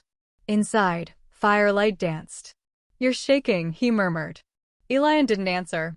Her knees threatened to buckle, not from fear, but from anticipation. Caius stepped closer, his breath brushing the nape of her neck. He didn't touch her yet. Not until her shoulders stopped flinching. Not until she turned her face slightly, just enough for him to see that she wasn't running. Only then did he press his lips to the base of her neck, the spot between old bruises and fresh scars. Her whole body arched at the contact. "This is your last chance to say no." She shook her head. "Say it, Elianne. Or I won't believe you." Her voice cracked as it left her. "I want you to." His hand rose, cradling her hip. His other hand reached for the ceremonial blade, the one etched with generations of alpha crests, and unsheathed it without a sound. He kissed the top of her spine again, trailing slow, reverent touches down the ridge of bone. "I won't take the whole mark," he said quietly. "Just enough." Enough for what? He brushed her hair to the side, exposing the slope of her neck fully. To make you mine. The first incision was shallow, precise, a thin crescent between two vertebrae. Elianne gasped. Not from pain. From the heat that followed it. He continued, not carving, not hurting, just tracing the symbol as old as the first wolf kings. His thumb smeared the blood to guide him, lines becoming curves, curves becoming language. She swayed. He caught her. Her skin glowed where he marked her. Caius. Hush. Her legs buckled when he reached the center of the mark, the point where the Alpha's name would be sealed. He paused, breathing unsteady, lips just above the still bleeding sigil. I leave a crown here, he whispered, not a shackle. She turned her head toward him, tears gathering in the corners of her eyes. I don't care, she said hoarsely. Just leave something. Leave you. He didn't kiss her then. He bowed his head and pressed his mouth to the half-finished mark, not with hunger, but something more dangerous. Need. A growl curled from deep in his chest. If I leave a scar, he murmured, will you still want someone else's hands on you? Her voice broke. Only yours. He kissed her again, lower this time, slower. But the moment his canines grazed the skin, her body convulsed. The sanctum wall shook. Elianne screamed. It wasn't a human scream. It was something feral, something ancient. She collapsed in Caius's arms, blood gushing from the half-mark, staining the marble black. Caius caught her, his eyes wide with alarm. Shit. No. No, Elle. Her body seized violently. Her limbs jerked. Her lips parted, but no sound came out now, just foam and blood. He wrapped her in his cloak and ran. Through the inner corridors. Up the spiraling tower. Past guards who didn't dare question. Past priests who dropped to their knees in shock. By the time he reached the snow-veiled tower, she was unconscious. And still bleeding. The healers arrived in waves. But none could stop it. Until the tower itself began to glow. Lucan stood beneath the snow-heavy trees, watching the light spill from the stained glass of her recovery chamber. His cloak was soaked through. His boots half buried in white. He hadn't moved in hours. He had smelled her pain from the moment it split the sky. And he'd come running. But not close enough to be seen. Only close enough to know she wasn't dead.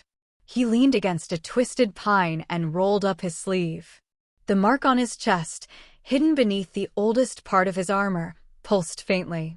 He extended a clawed finger and carved a single line through the center of the faded scar. Blood welled. Silver. It hissed as it touched the snow, then ignited into flame. Lucan didn't flinch. He watched it burn, watched it curl and twist like the remnants of a bond long broken, but never buried. He muttered something under his breath, too soft for any ear but the wind's. Then he turned and walked into the darkness.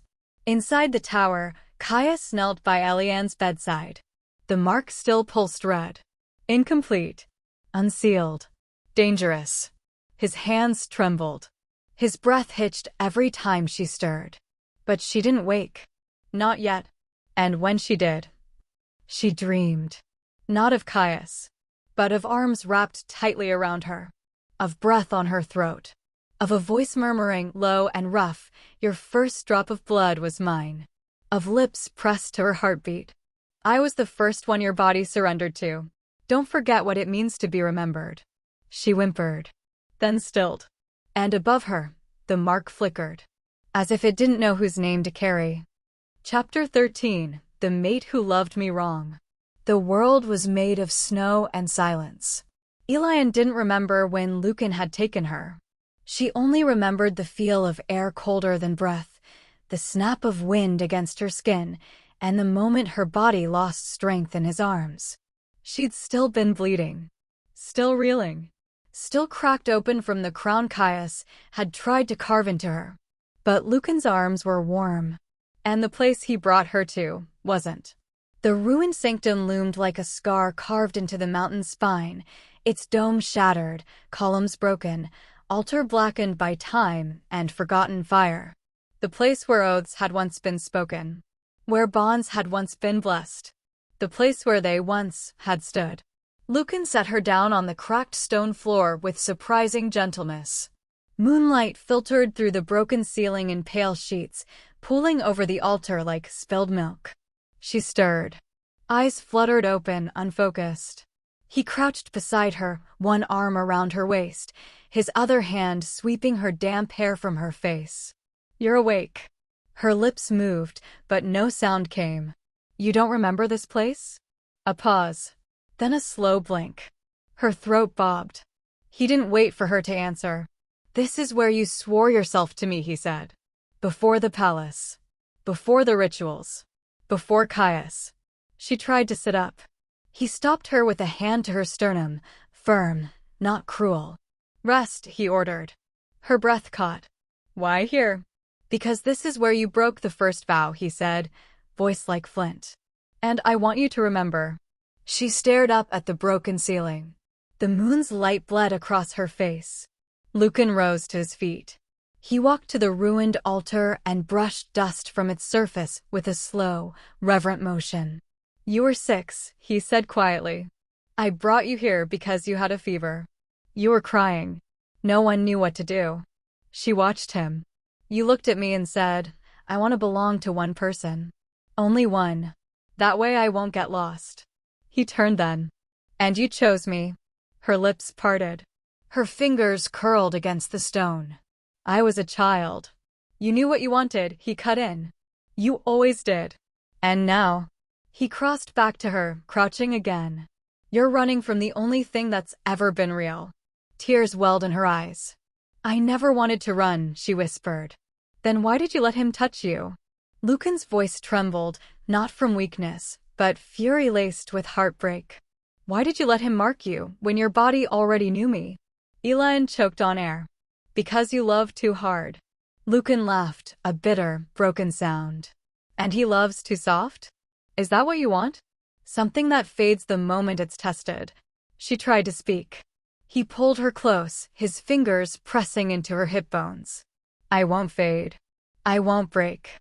I'd rather tear myself apart than lose you." His forehead pressed to hers, breath shallow. She felt the heat of his skin, the tremor in his pulse. "You don't have to love me," he said. "But you can't forget me." Her voice was a whisper. "I haven't. I'm scared you'll destroy me." "I probably will," he breathed, "but at least you'll know who you were destroyed by." She let out a trembling breath. "Lucan." He kissed her. Not like a lover. Like a ruin claiming its last survivor. Her body arched instinctively. Her limbs knew the shape of him before her mind remembered. Her pulse thundered as his mouth moved down her jaw, throat, collarbone, leaving heat, need, and questions she'd buried. And when he lifted her into his lap, she didn't fight it. Didn't flinch. Didn't pretend her soul wasn't unraveling in his arms. Their marks, though faded, began to pulse. The old bond flared. She gasped, clinging to his shoulders, tears streaming even as her hips shifted against him. Lucan's hands splayed along her back. He bit down on the curve of her neck, not to mark, but to claim the space Caius had tried to own. She cried out, breath shattering against his throat. "You feel this," he growled, voice husky. "Tell me you feel this." She nodded, choking on a sob. "I feel everything." "Then let it burn." Their spirits collided. The bond flared so violently she screamed again, not from fear, not from pain, but from something too raw, too sacred to name. And she fell apart in his arms, shaking, gasping, tears streaming as he held her through it. He didn't stop touching her. Didn't stop whispering. "You were mine first." She clung to him, lips at his neck. "You love me wrong. I only know how to love you this way." Her nails raked down his back. "You'll kill me." "Maybe," he said, voice broken, "but you'll die loved." She collapsed against him, sobbing. And he rocked her gently. Until her breath slowed. Until the shaking stopped. Until her hands went slack against his chest. Lucan stood, lifting her in his arms. He walked back to the altar, the same one they'd knelt before as children. He set her down. Kissed her temple. then opened his palm. His claw cut a deep line across his lifeline. Blood welled, slow and dark. Elianne stirred, eyes still glassy. "Lucan, you said you wanted to belong to one person," he murmured. "I'm making sure you never forget who that was." He dragged his bleeding hand across the altar. Symbols burned red into the stone. The blood oath. The mate mark. The final bond. She reached for him, fingers weak. He took her hand and pressed it over the fresh wound. "You can run from a crown," he said, "but not from a promise." Her lips trembled. "Lucan, please. You're not leaving again." His eyes glowed silver. "Tonight, I make sure you belong to no one else." Chapter 14. When my body begged. The scent of fire and salt clung to the shattered sanctum, thick as memory. It was midnight. The stars above had hidden themselves behind the breath of the gods, the basin below them glowing like the last hearth of a dying world. Elianne stood naked at the edge of the soulmark basin, steam curling around her bare ankles. The sacred pool shimmered like liquid pearl, its glow pulsing with the rhythm of ancient vows, its hunger awakened only by the willing. Lucan stood behind her. The cut across his palm still bled, a thin line of truth offered freely. He hadn't spoken since he lifted her from the altar and carried her into the ruined heart of the temple. Now his hand brushed her spine, slow, reverent. "You're sure?" Her answer came not with words, but with the tilt of her chin, the way she arched slightly back into his touch. She was still marked by pain, still bearing the remnants of Caius's half-claim. But her body moved without permission now. It leaned into Lucan's call like a storm leans into wind. Lucan's mouth found the hollow between her shoulders. "Then you're mine." He stepped into the basin with her, water rising to his calves. The mark between his collarbones began to glow. The moment his fingers found her lower back, her breath hitched. A pressure began to build, not between them, but inside her. A trembling resonance, as though her very soul had started humming. Lucan's lips skimmed up her spine, a breath before the first pulse of the bond surged. She cried out. Not from pain, not from pleasure, but from something holy, terrible, all-consuming. The mark burned to life. Silver light coiled around them, twisting like fire and smoke. Her bones vibrated. Her blood raced. Her knees buckled as Lucan caught her, arms locking around her waist, his forehead pressed between her shoulder blades. "Let go," he whispered. "Just let me have you." She did. And her body responded with a shudder so deep she sobbed. Then, a rupture. A scream. Not hers. Caius. His presence tore into her like lightning through silk. His voice, ragged and disembodied, cracked through the spiritual plane. "What have you done?" The bond Lucan had ignited collided with the broken tether Caius left behind, and both ignited. The basin exploded in light. Elianne arched in Lucan's arms, crying out as if her soul had been ripped in half. Her back bowed, mouth open wide, not for air, but for release. Two bonds. Two alphas. Two voices carved into her at once. Lucan held her tighter, chest heaving, skin glowing silver. Caius's voice thundered in her skull. "You dare tremble for him?" Her hands clawed at Lucan's back. She couldn't breathe. Couldn't think. Could only feel. Her body burned from the inside out, skin slick with sweat, every nerve ending screaming. "I don't want," she gasped, sobbing, hips twisting against Lucan's grip. "I don't want this, I don't want you, either of you." Lucan flinched. Caius snarled in her mind. "Then I'll strip it from your veins. I'll tear my mark from your blood, Elianne. If I can't have you, you'll belong to no one." Her throat tightened. Her body convulsed. The pleasure became unbearable. She screamed. The water boiled. Lucan tried to anchor her, his own body trembling violently now, his spirit pushed to the edge of collapse. "Elia," he choked. "Stay with me, don't look at him, don't feel him, please." But her mind shattered. Her soul opened wide. And the basin cracked. A thunderclap split the chamber as sacred stone ruptured beneath them. Water surged upward like a column of silver flame, and Elianne went limp in his arms. The marks vanished. Lucan collapsed, eyes rolled back, blood seeping from his nose. Far away, in the royal sanctum, Caius dropped to his knees. His own blood spilled from his mouth, hands clawing at his chest, trying to rip her presence from his heart. Elianne's body floated in the basin like a fallen star. Still, silent, spent. When she woke, the world was quiet. She lay on a slab of carved ice, her breath fogging faintly against the cold. Someone had wrapped her in white robes. Soft, ceremonial. But her skin felt raw beneath them, as if the marks once seared there had vanished and left only silence. Her eyes moved. The high priestess stood at her bedside. "You are alive," she said softly. "But you are not whole." Elianne's lips parted. Nothing came out. She tried again. Still nothing. Panic fluttered in her chest. The priestess touched her throat. "Your voice is sealed. The bonds, both of them, have collapsed into each other." She couldn't speak. She couldn't feel her marks. She couldn't feel them. The priestess held up a mirror.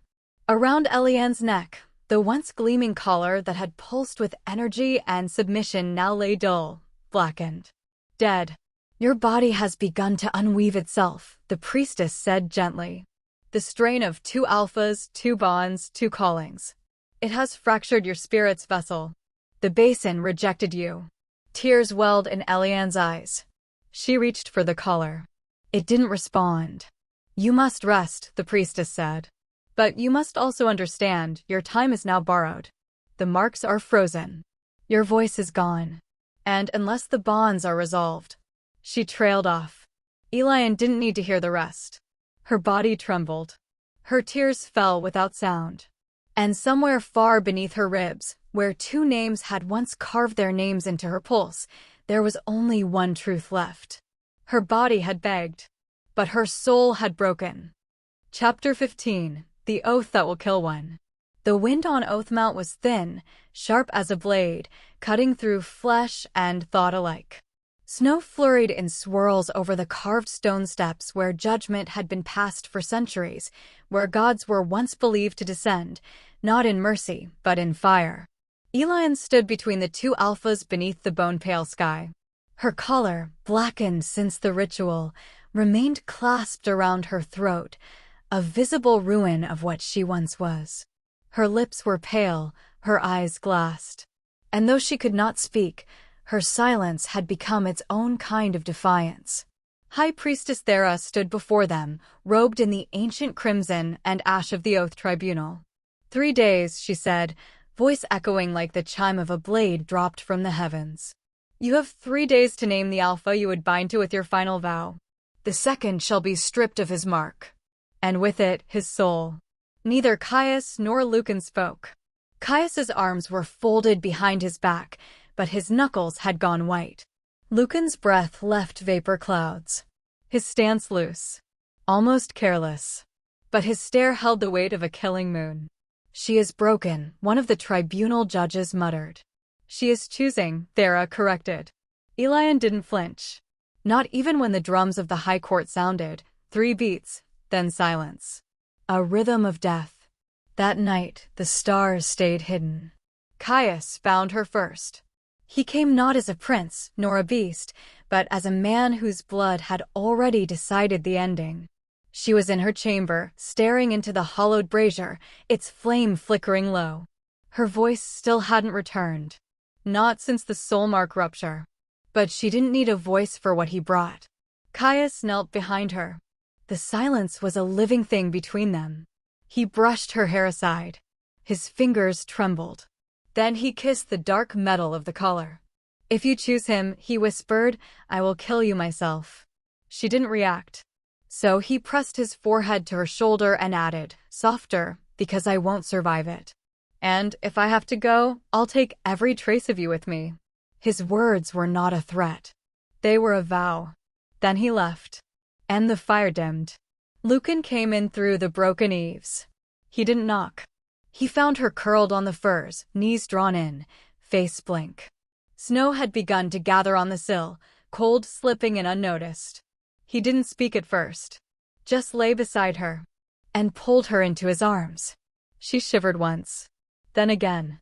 Then her fingers found the front of his shirt and clung. "If you want to run," he murmured into her hair, "I'll burn every altar behind us." She blinked. Her breath hitched. "I'll kill for you," he continued, "or die beside you.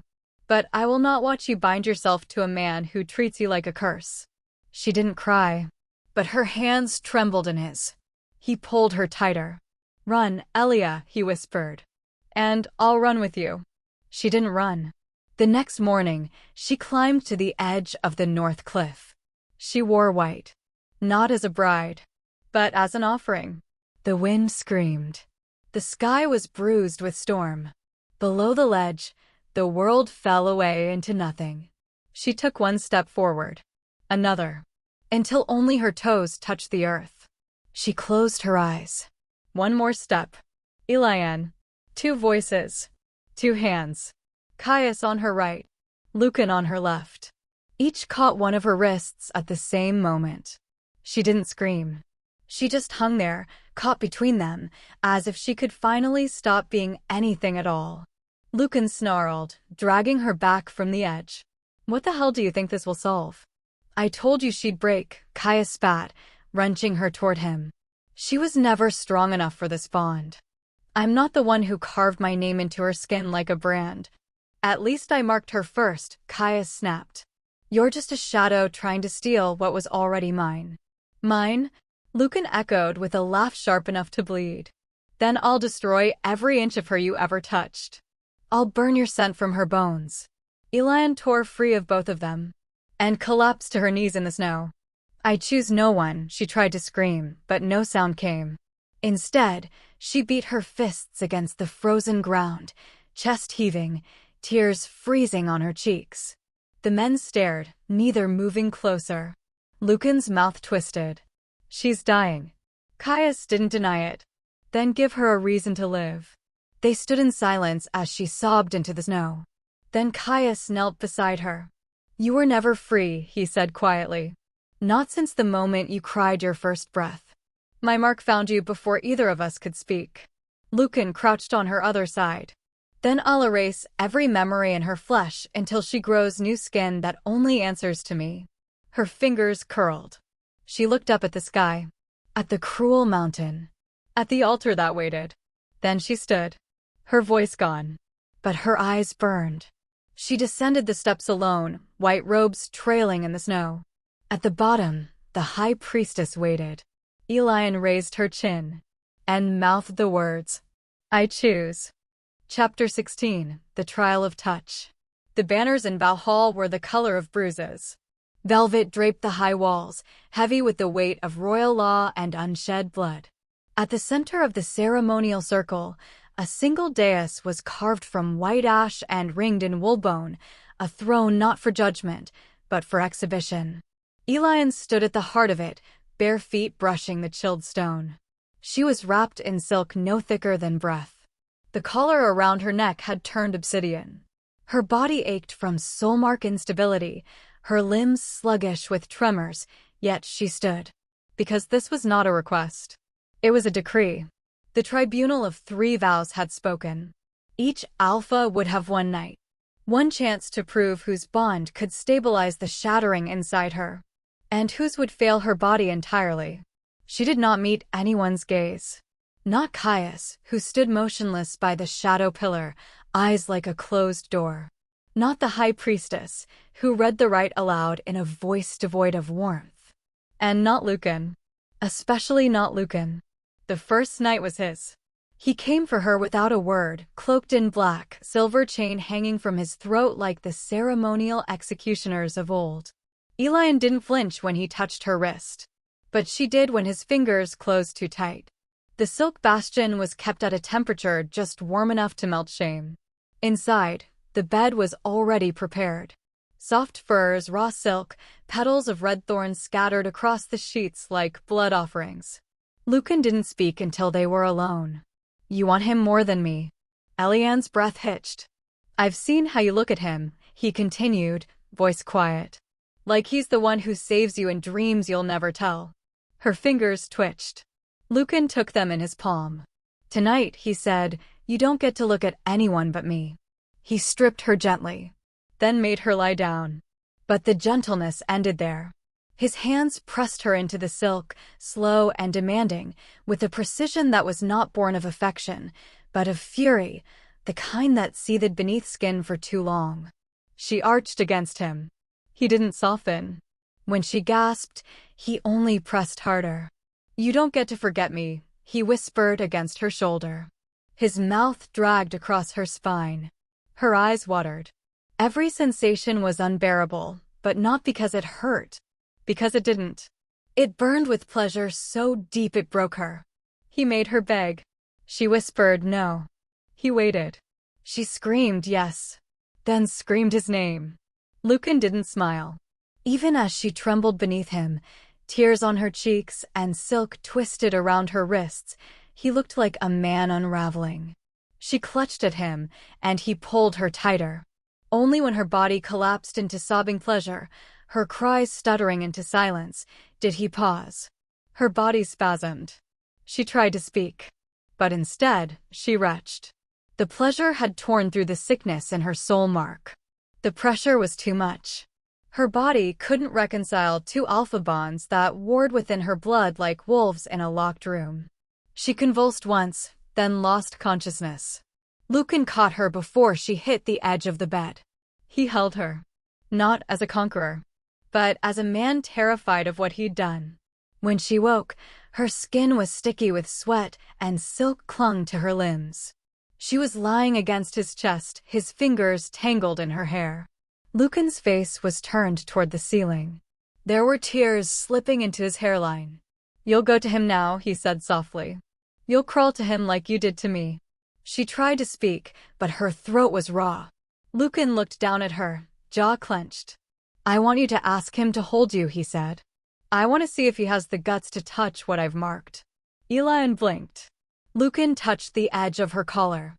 I'll stay here. I'll stay in this room. I'll do everything you ask.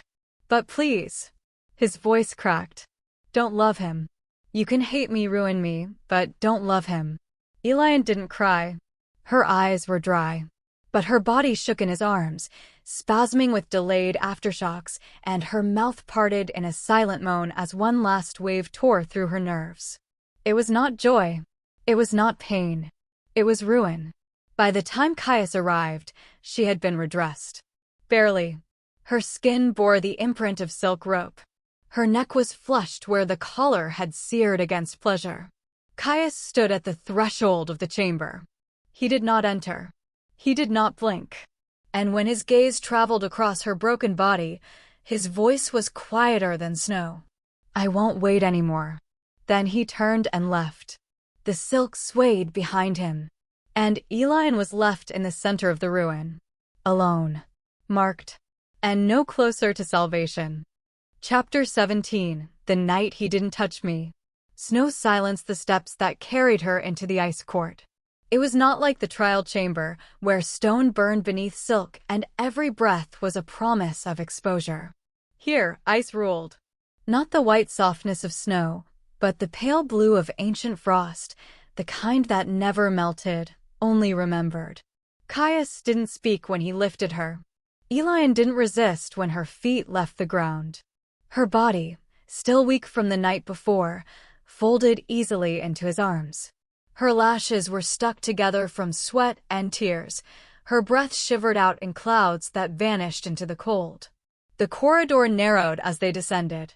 Downward. Always downward. The door to his private sanctum opened without sound. Inside, there were no candles. Only ice lamps, slender stems of frozen glass filled with flickering blue fire. They glowed like haunted eyes, casting shadows across the marble that looked more like bone than stone.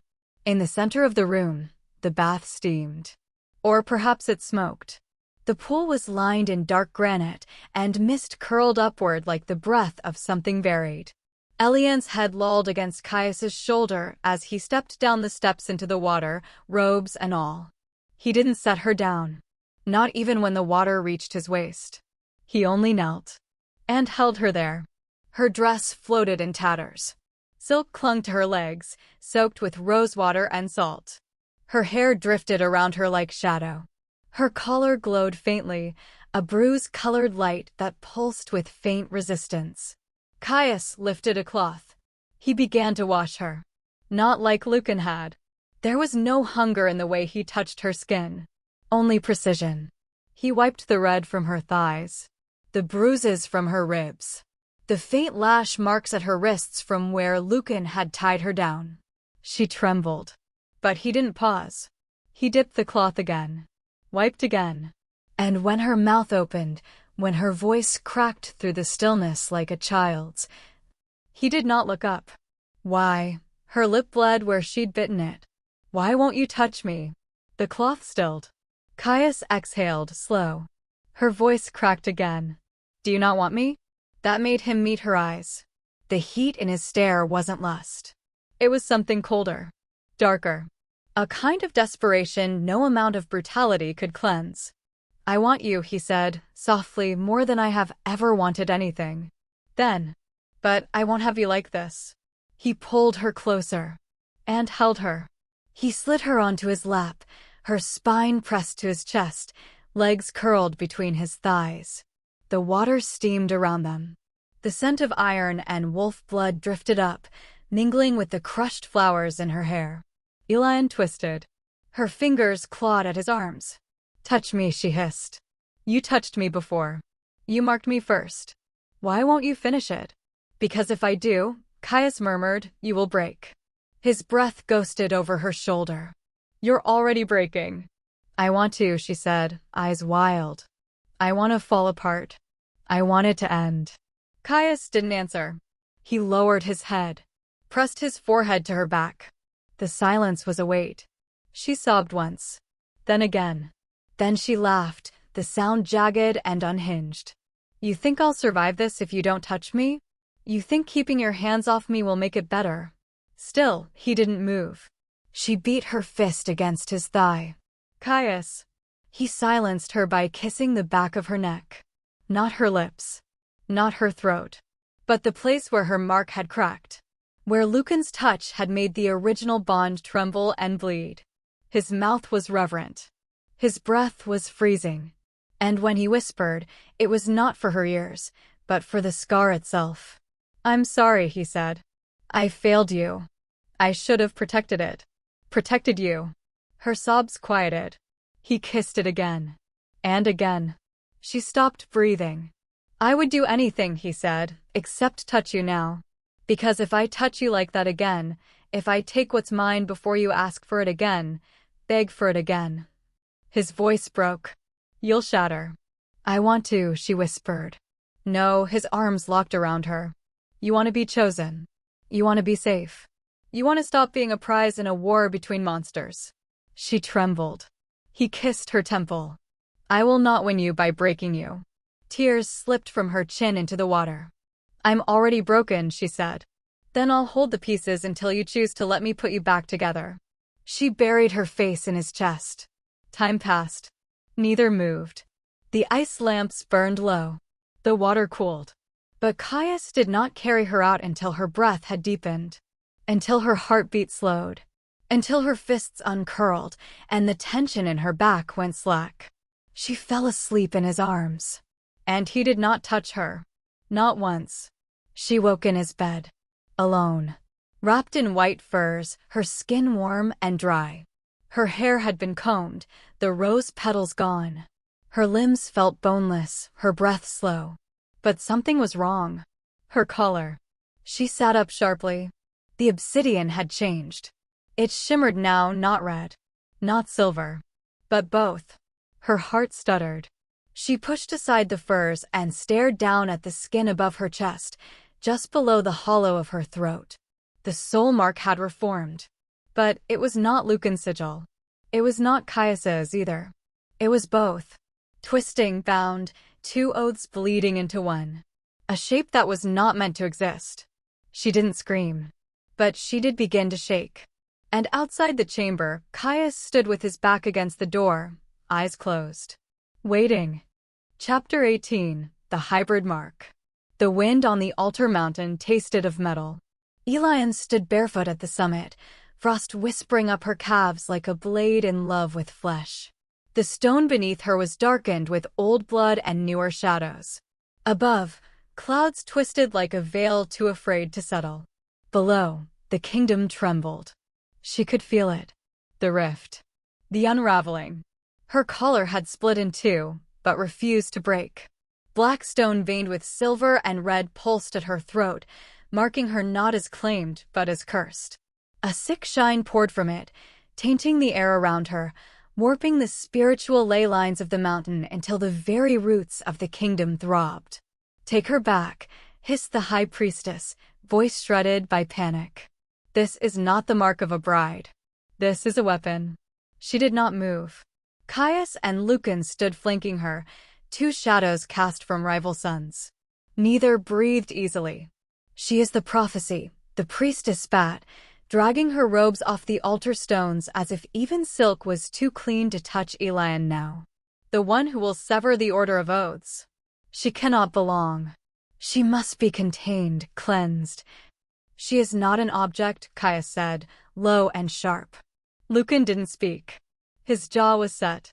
His hand hung low at his side, fingers twitching faintly, not from fear, but the madness creeping in. The same madness Elianne now sparked in both of them. The madness tied to the hybrid mark. It had no name, because it was not meant to exist. Not one bond, not two, but fused. She could not choose. And that refusal had broken something old. Something sacred.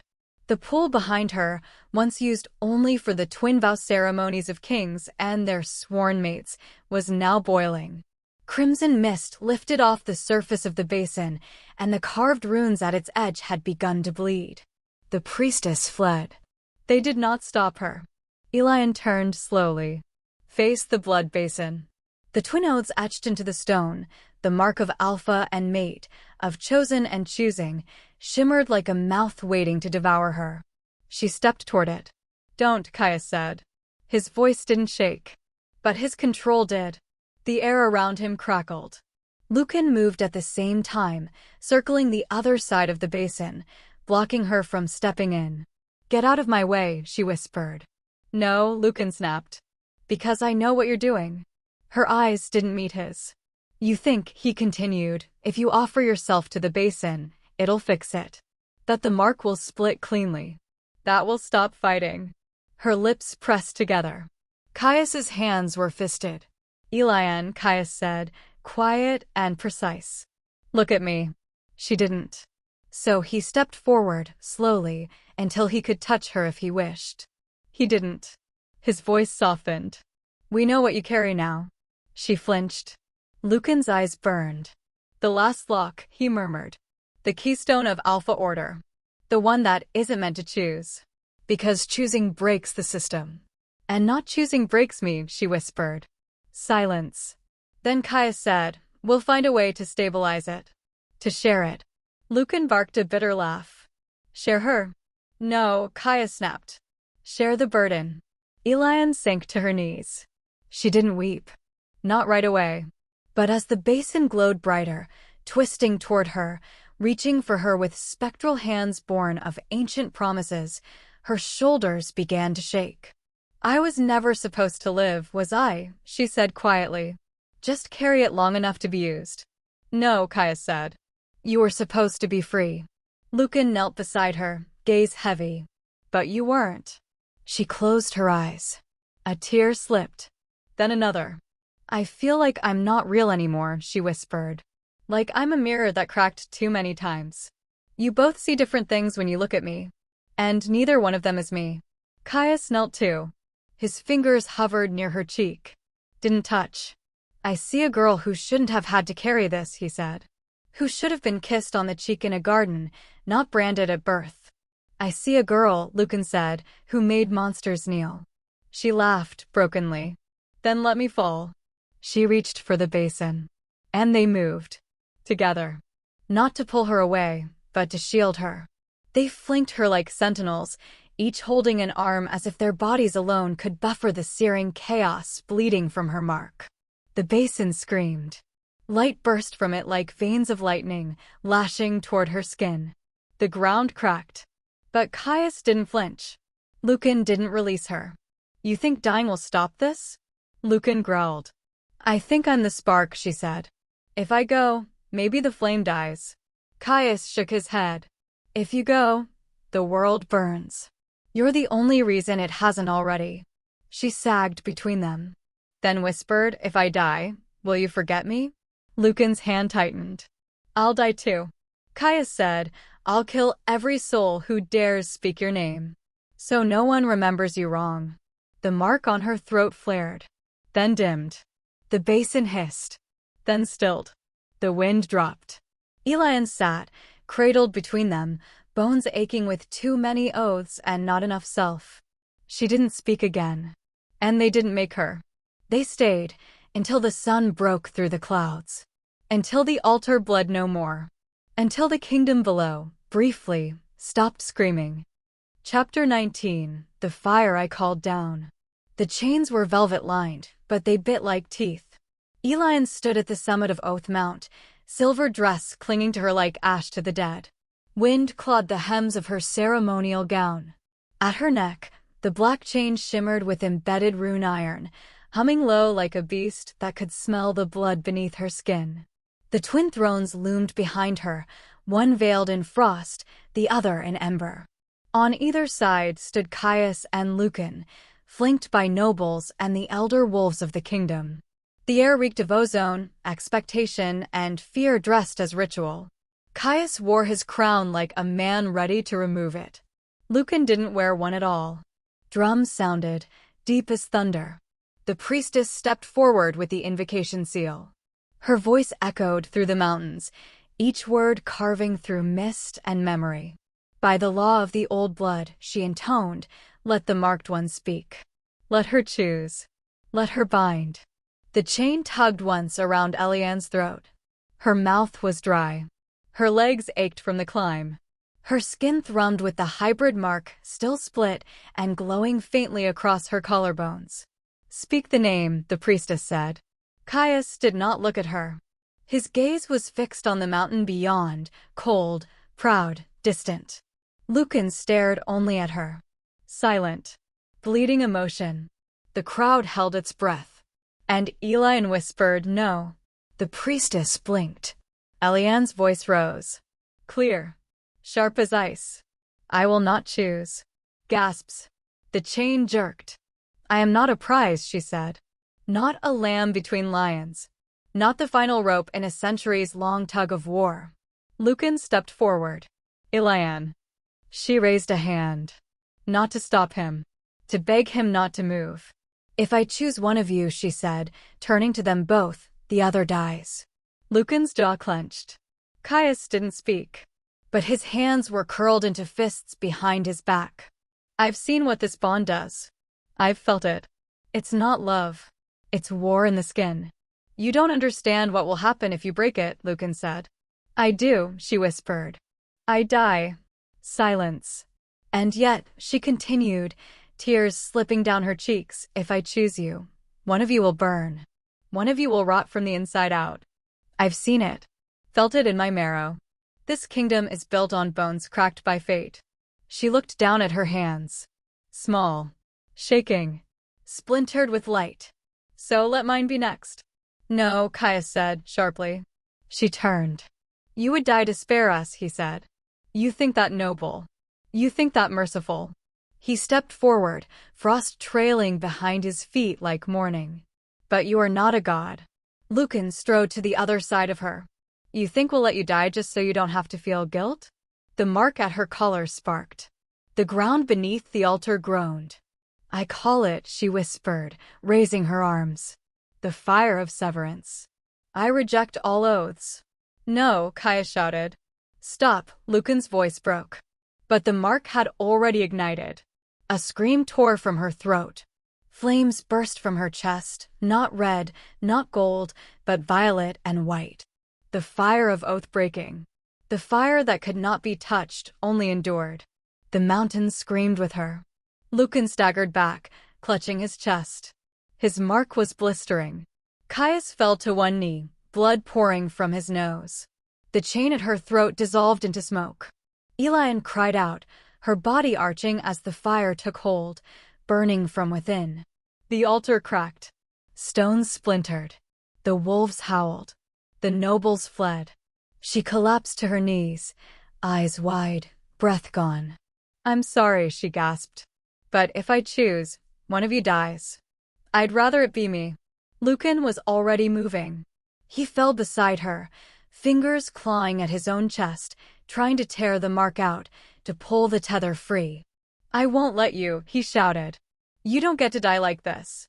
He screamed, wrenching open his tunic, his chest streaked with blood where the bond scorched through. Caius stood. Slowly, and with deliberate, brutal grace, he drew the ceremonial blade from his belt. "Caius," Lucan rasped, "what are you?" But Caius didn't answer. He sliced the blade across his own throat. Gasps rippled through the watchers. Blood spilled, royal and bright. And Caius said, "I sever the king's right. I break the line. I abandon the Oath-Mount throne." The sky split open. Darkness fell. And then, Elianne was still. The fire paused. Then twisted. Caius knelt, bleeding, and lifted his voice over the roar of wind and flame. "I give my power," he shouted, voice hoarse, "my title, my soul." He looked at her. At Elianne, crumpled in silver. "I give everything that made me king, so that she may live." The mark on his chest flared once, then reversed. The violet fire surged, then flooded into him. He arched, mouth open in silent pain. And then, silence. Elianne collapsed, breath seizing. Lucan caught her. Caius slumped, face pale as ash. The wind died. The flames were gone. Elianne opened her eyes. Her mark was still there, but faint, and fused again. Lucan stared at her. "You're alive." She looked at Caius. He was still breathing. Barely. "I made a choice," she whispered. "I chose to break the curse." Caius coughed weakly. "You chose to live." "No," she said softly, curling into Lucan's arms. "I chose not to lose either of you." The crown rolled off the altar and shattered at her feet. Chapter 20. The One Who Died for Me. The sky hung in stillness, too quiet for a world that had just survived fire.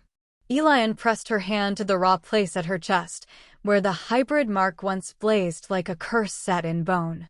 Now it glimmered faintly, wound or gift, she couldn't say. The chain around her neck had cracked and fallen, links like blackened petals at her feet. But the cost of her freedom bled just beyond reach, sprawled in the pale marble shadows of the blood basin. Caius.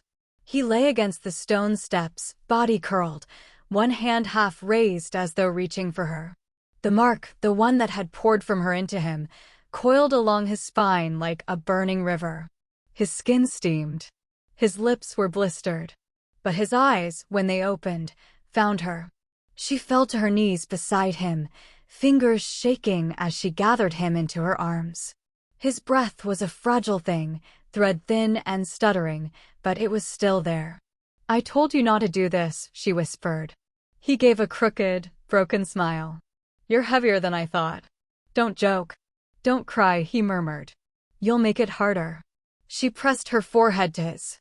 "You took it all. You took the whole curse." "I had to. You were dying. But now you are."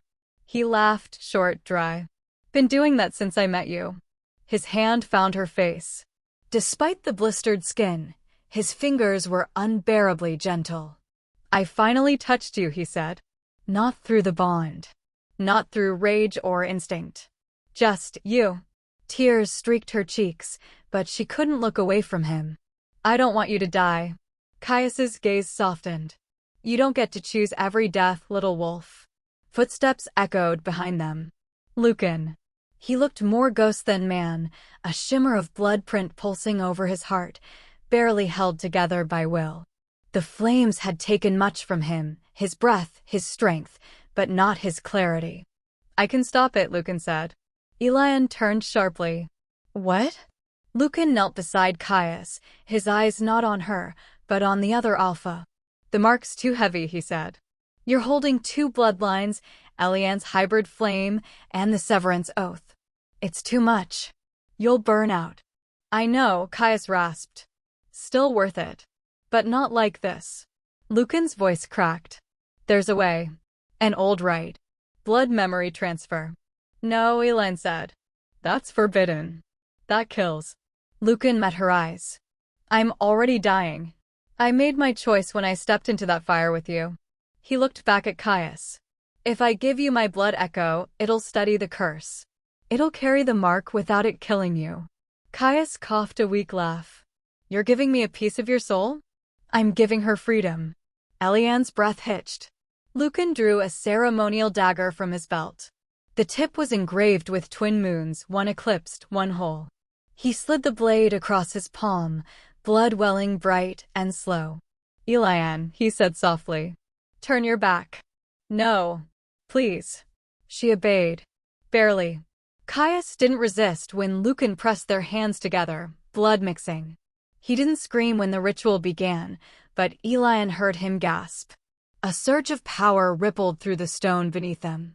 A thunderclap of memory, pain, and soul. And then silence. When she turned again, Lucan was no longer kneeling. He was gone. Not vanished, but burned into the shape of another man. Caius blinked. His eyes were different. Elianne reached for him again. Caius? His lips moved, and when he spoke, it was his voice, but there was a tremble in it, something not entirely his. She needs to know, he said. She needs to know I remembered. Lucan. He didn't answer. He only touched her hand. And smiled. Tears streamed down her face. The priestess appeared at the edge of the blood pool, expression unreadable. Behind her, wolves howled, a sound that once meant unity, now sounding like confusion, grief, collapse. It has begun, the priestess said. Without the anchor bonds, the spirit order fails.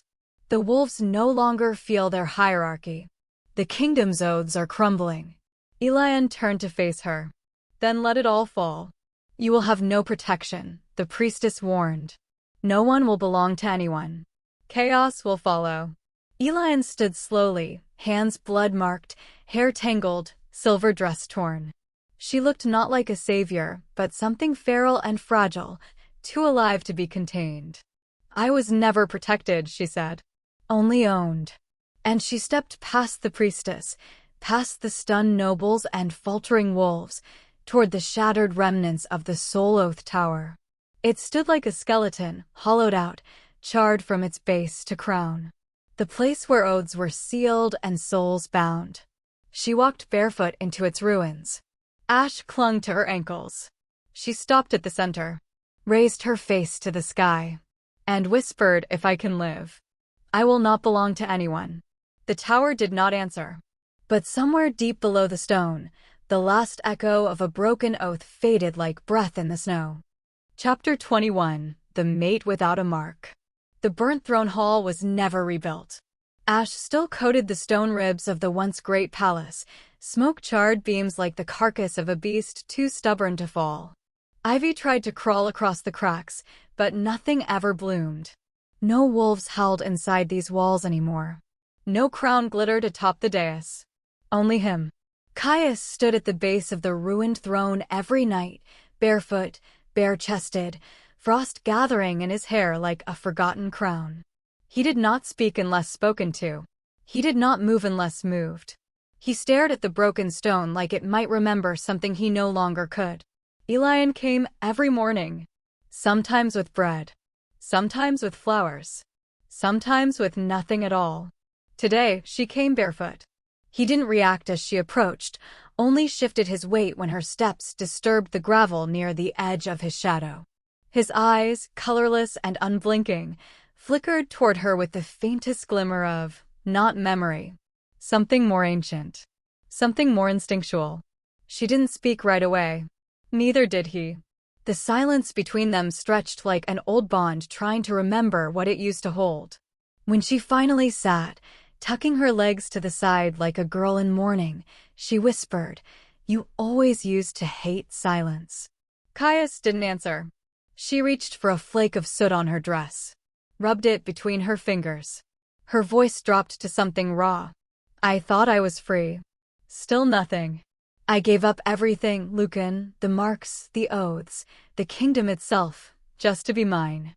Just to breathe without someone else's command shaping my lungs. Her throat tightened. But I don't feel free. I feel like something's missing. Like something's wrong inside my ribs. His head tilted. She dared a glance at him. His lashes were coated in frost. His lips chapped and cracked. Yet when he moved, just slightly, it was toward her. Elianne drew a breath so sharp it sliced her from within. Why do you always calm down when I'm near? He blinked slowly, then stepped forward. She flinched. But he didn't touch her. He knelt. Gently, so gently she almost didn't feel it. He lowered his forehead to her sternum, right where the hybrid mark had once lived. Her breath caught. I don't remember, he murmured, voice hoarse from disuse. Where I bled. Or why. But here, he inhaled against her skin like scent could lead him home. Here, it's quiet. Not empty. Just quiet. She shook. Not from cold. From recognition. Tears filled her eyes. I thought I wanted to be unmarked. But all I've done is bleed in different places. He didn't reply. But he didn't pull away either. They stayed there, him kneeling, her trembling, until the frost at their feet began to melt. That night, Elianne dreamed. She stood waist-deep in the palace's flooded crypt, the cold reaching her marrow, moonlight rippling across the water like veins. Lucan waited just beneath the surface. Not smiling. Not cruel. Just there. When she stepped forward, his hand rose from the dark and gripped her wrist. You're not done, he said. You left us. You said you didn't want to belong to anyone. I don't, she whispered. His fingers tightened. Then why do you ache like you do? She couldn't answer. His breath brushed her throat, a phantom against her skin. You think I was the one who marked you. But you, Elianne, you left something in me. And in him. You made us burn and you made us remember. Her vision blurred. I didn't want to. Doesn't matter what you wanted, Lucan said gently. It's what you are. She tried to pull away. He pulled her under. The water closed over her, and his voice threaded through the depths. If you never return to either of us, I'll still be here. I'll still wait. Because that's the bond you left behind. You made us part of your body. You think you severed it. But I can still feel you. She woke choking on air, skin soaked, throat hoarse. And outside the shattered window of the ruined watchtower where she slept, Caius stood beneath the moonlight, his eyes open, his breath uneven, one hand pressed to his chest as though it were burning. She watched him from the shadows. He whispered her name. For the first time in weeks. Elianne. Just that. Her name. The only thing that had never been a command. The only thing she'd never heard as an order. And her knees buckled beneath her. She ran. Down the stairs. Across the broken courtyard. Through the smoke-withered hall. To him. Caius turned as if he'd known she was coming. Their eyes met. And she didn't ask anything. Didn't try to define what he remembered. She just reached for him. He caught her before she fell. Held her against him like something more sacred than memory. Her breath hitched against his throat. Tell me again. He didn't need to ask what. His voice trembled. Elianne. That was all. And her tears fell. Because she knew now, no matter how far she ran from bonds and marks and thrones, this was the truth. She was the mate without a mark. But somehow, she was still remembered. Still burned into someone's broken heart. And he was the king with no past left, only a heartbeat that knew her name. Chapter 22. The salt left on my skin. The sea did not sing for her. It howled. Elianne stood where the old border had once been drawn in ash and blood and vow, a circle of stones now crumbled by tide, forgotten by even the wolves who once swore upon them. Behind her, the kingdom smoked in ruins. Before her, only the ocean graveyard waited, silver gray and indifferent. She had walked for 3 days. She had not spoken in 2. The wind tore at her dress. Salt crusted along the seams of her mouth. Each step toward the water felt like treason, against her body, her memory, her own fractured will. But she couldn't stay. Not with Caius forgetting her name again. Not with Lucan's voice whispering through her blood. She didn't know what she expected on the other side of the vow line. Oblivion, maybe. A clean slate. A life without burning. But even the air here ached with ghosts. The ocean stretched, gray as old bone, toward a sky that offered no light. The stones beneath her feet were slick with centuries of mourning. They called it the graveyard for a reason. This was where the first kings were drowned. Where wolves carved oaths into flesh and cast their broken Vedas into the sea.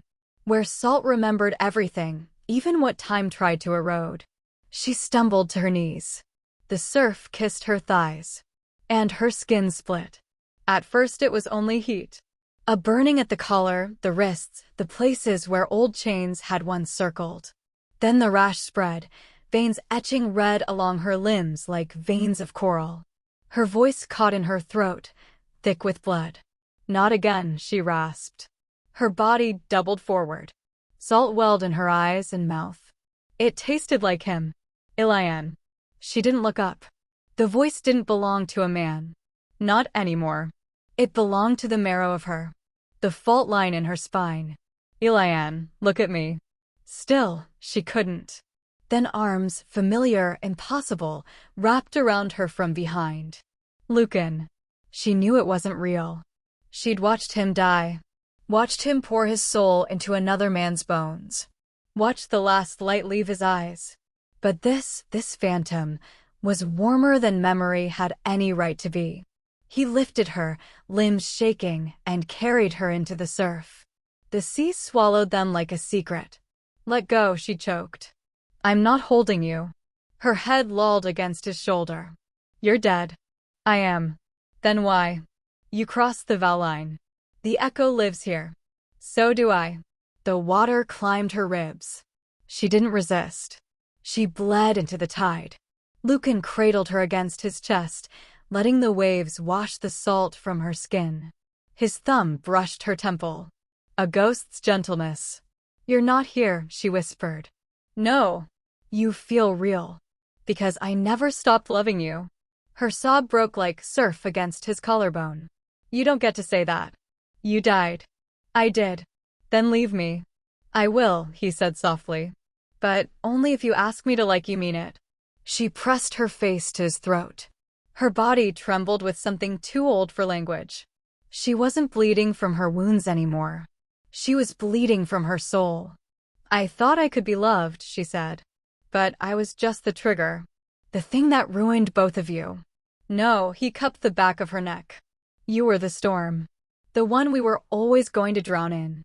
You didn't ruin us. You showed us what we already were. Her voice cracked. Then why does it still hurt? Because you haven't forgiven yourself. The tide pulled at her toes. Why did you come back? I didn't, Lucan said. You pulled me. Liar. I never wanted to be remembered, he admitted. Not by anyone else. But by you. His voice caught. That's the only thing that made me real. She sobbed. His grip didn't tighten. Just remained. Steady. Like tide.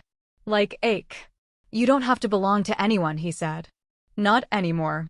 Not ever again. Then why are you still here? Because I was yours. And part of me always will be. She sank deeper into his arms. The water cold. His body colder. I'll wake up, she murmured. And you'll be gone. He nodded.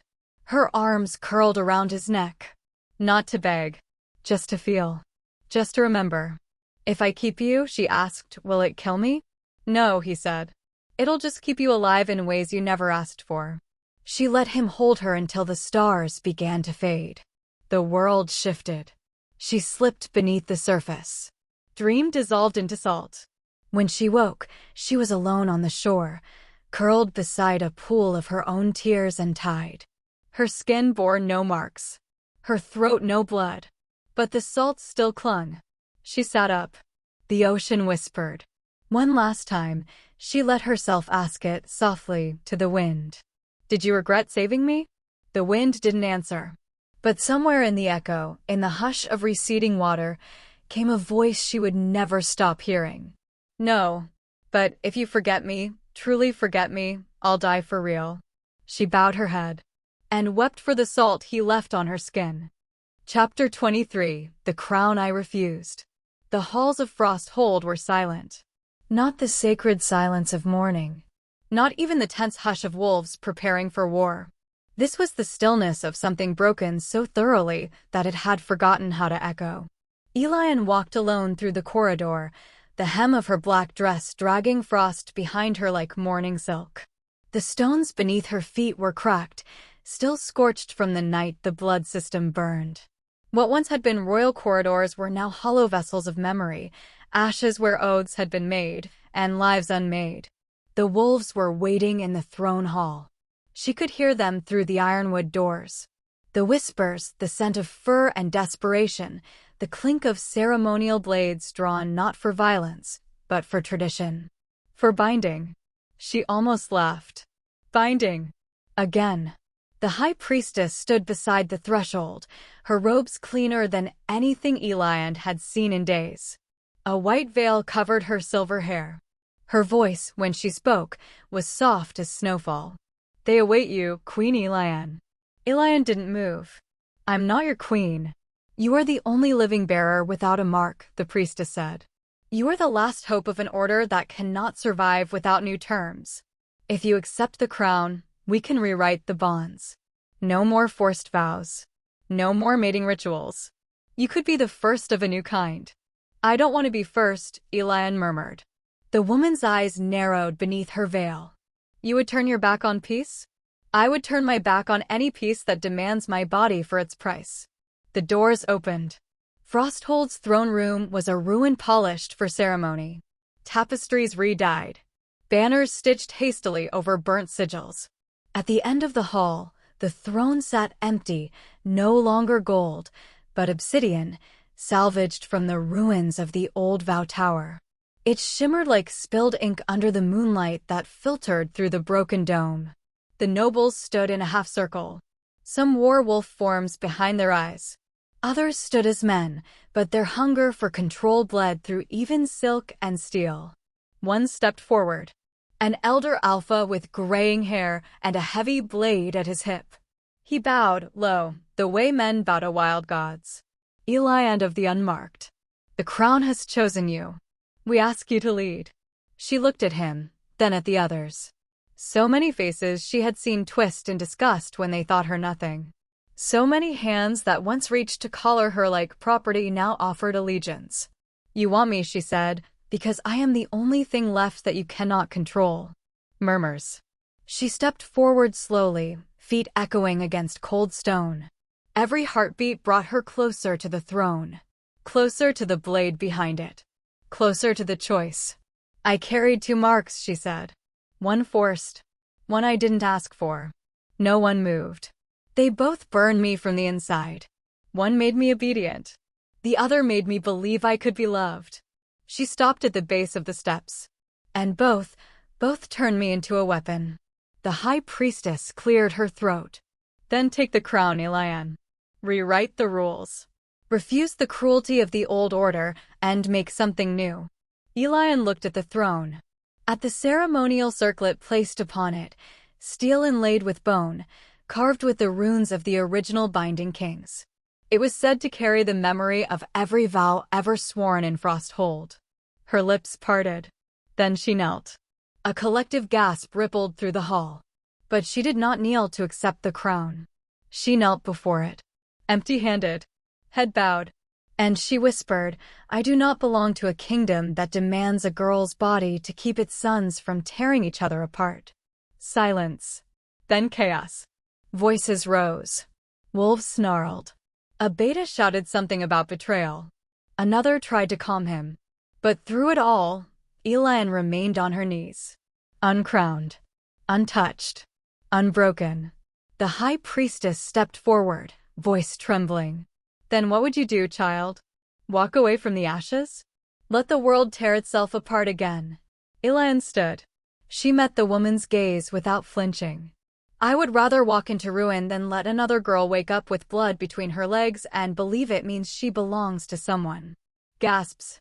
Tears. The noble alpha who had spoken first began to protest. But she was already turning. I don't hate you, she said, facing the circle of wolves. I just finally stopped wanting to survive by being useful to you. She reached into her coat, pulled out a bundle wrapped in waxcloth, and threw it at the priestess's feet. It landed with a heavy thud. Blood oath scrolls. Hundreds. Torn and burned and sliced in half. The vows are done, Elianne said. The priestess knelt slowly. Her hands shook as she unwrapped them. These were sacred contracts. They bound territories, alliances, mates. And now they were dust.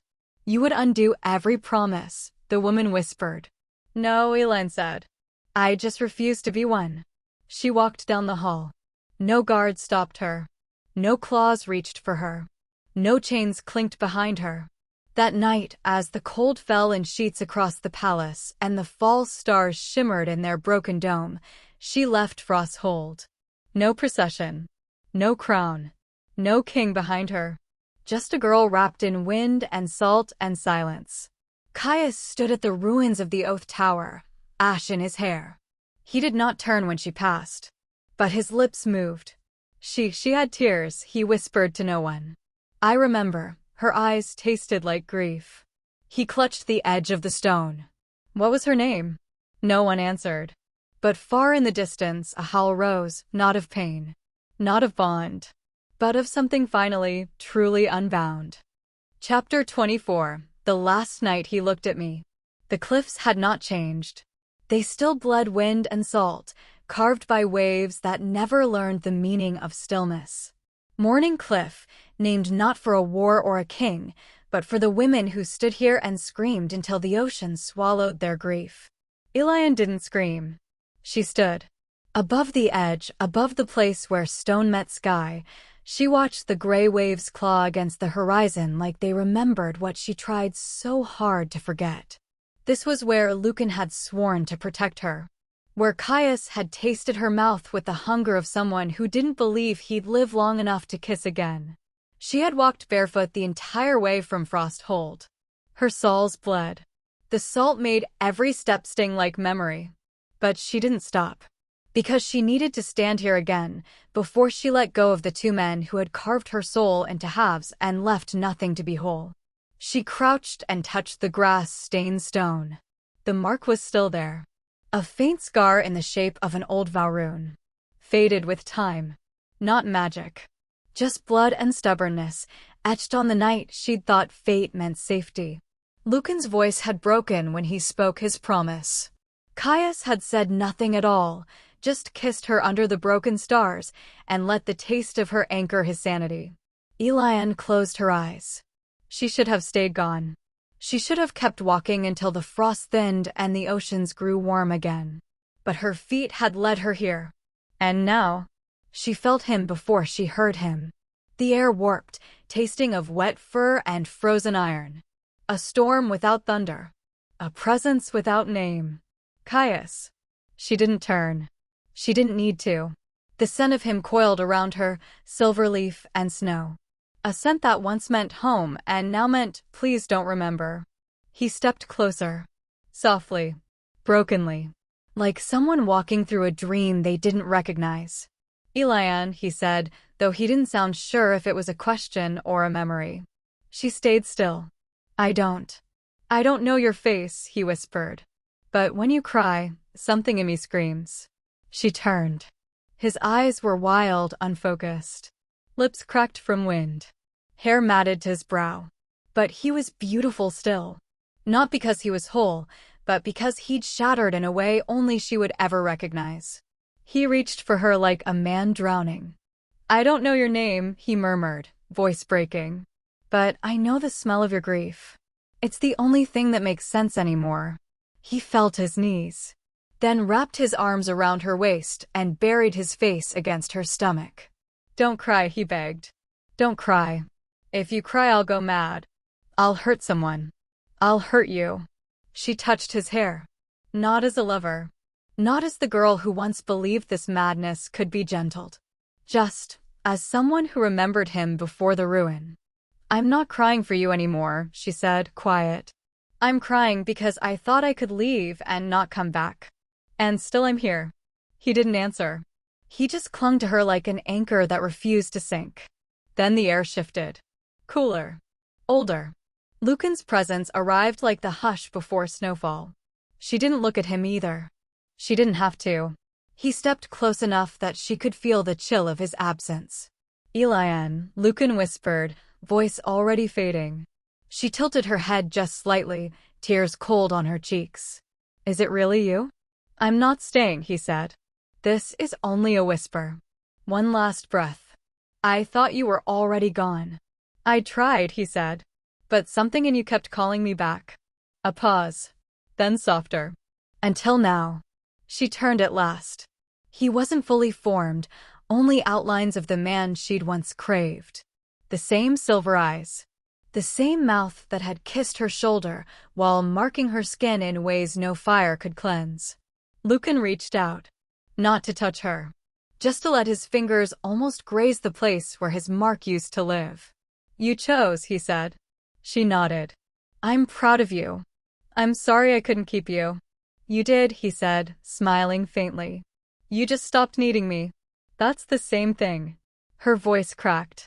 "Do you regret saving me?" He stepped forward, so close she could almost feel breath against her collarbone. "Never," he said. Then he bent near her ear. "This time, I'm really leaving. But, Elianne, if you forget me, I die for real." She pressed her forehead to his fading form. "I won't forget. I just won't let you hurt me anymore." He kissed the air. And vanished. Caius remained on his knees, his body shaking against her as though the absence of Lucan had hollowed something in him too. She pulled him up gently. Held him the way he once held her. Like the only quiet left in a world that couldn't stop screaming. "Caius," she said. He blinked slowly. Eyes like frost-laced silver. "If I die," she asked, "would you remember me?" He stared at her. Then, without blinking, he said, "I wouldn't forget the way you cried." Her lips trembled. She cupped his cheek. Kissed his forehead. "You need to live," she said. "Even if you never remember who I was. Just live." A single tear slipped down his cheek. But his eyes remained vacant. Still beautiful. Still empty. The sun rose behind them, gentle and cold. A new day for wolves. A new grave for all that had been undone. Elianne turned toward the sea. And didn't look back. Chapter 25, The Freemate. Snow drifted quietly over the bones of the fallen palace. Frostpire Keep no longer held a crown, nor wolves, nor the weight of centuries of oaths. Its towers had crumbled into white ash, and the iron gates lay twisted beneath the frost. The war had stripped it bare. The fire had erased its name. Elianne stood at its edge. No guards. No audience. No ghosts loud enough to speak. She knelt in the snow and pressed her bare fingers to the frozen earth. Then, slowly, she unfastened the silver collar from the fold of her cloak, the one once latched around her throat like a vow she hadn't spoken, but had suffered nonetheless. Its metal was dulled now, the engraving half worn from claw and time. Still, it shimmered faintly as if reluctant to be discarded. "You made me theirs," she whispered to the collar. "You made me theirs so thoroughly I forgot what silence was."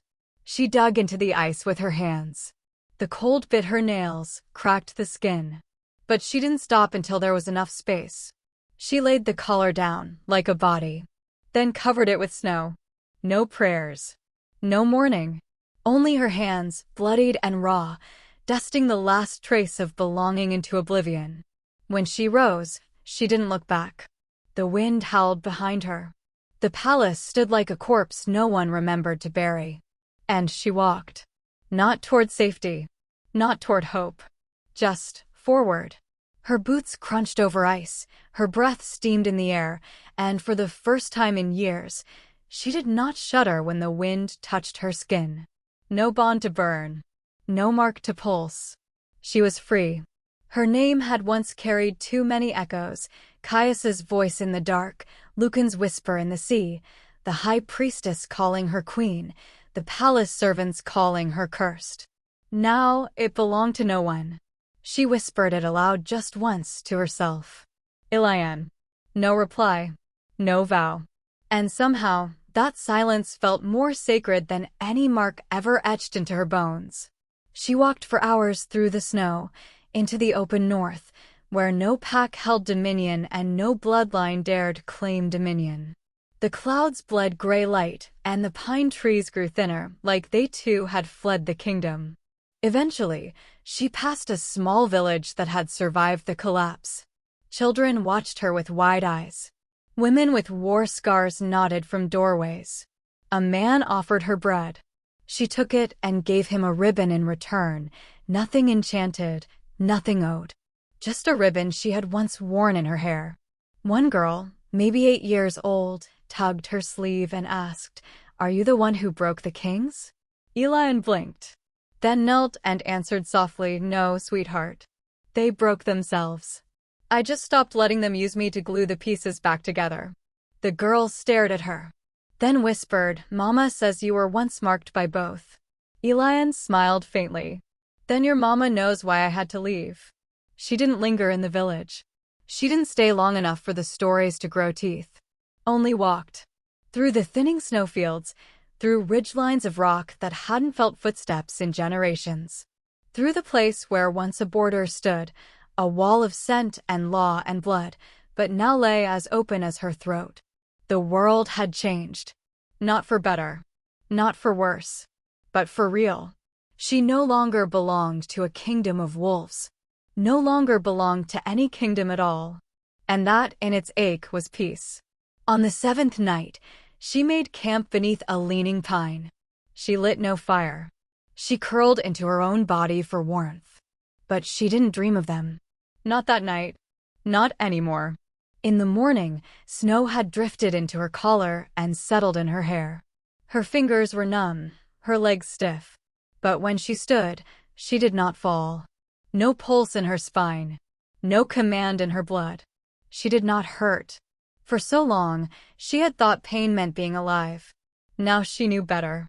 It was absence that proved she had survived. And then, just before the sun crested the mountain, she heard them. Not kings. Not ghosts. Paws. Soft and frantic, padding over snow. She turned. A small pack of wolf cubs stared at her from the edge of the clearing. Starved. Scruffy. Half wild. The largest of them, a gray-furred pup with mismatched eyes, sniffed her boots. Then her calf. Then her hand. "You smell weird," it said aloud. She blinked. He sat back on his haunches and cocked his head. "You don't smell like anyone. Not even an alpha." Elianne crouched, met his gaze, then slowly smiled. "I don't," she agreed. "I don't have an alpha anymore." "Not even one?" the smallest pup asked, ears twitching. "Not even one." The gray pup narrowed his eyes. "Then who do you belong to?" She looked out over the snowfields. Frostfire was a ghost behind her. Her name was hers alone. And for the first time, her body was not a battlefield. "I belong to no one," she said. "But I still have me." The gray pup blinked. Then, without warning, licked her hand. She laughed. It startled her. It had been so long since sound left her mouth without splintering into sorrow.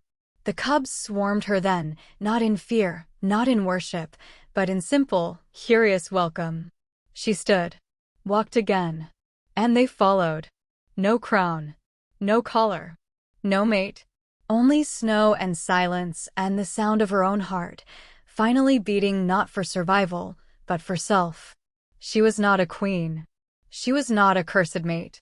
She was not a sacrifice. She was a story now. They'd say, there was once a girl with no alpha who let 2 kings destroy themselves over the right to claim her, and in doing so, she unmade the whole world of marks. And Elianne would keep walking. Until the snow no longer stung her lips. Until no one remembered the chains she'd shed. Until even the wind forgot her name, and she could start again.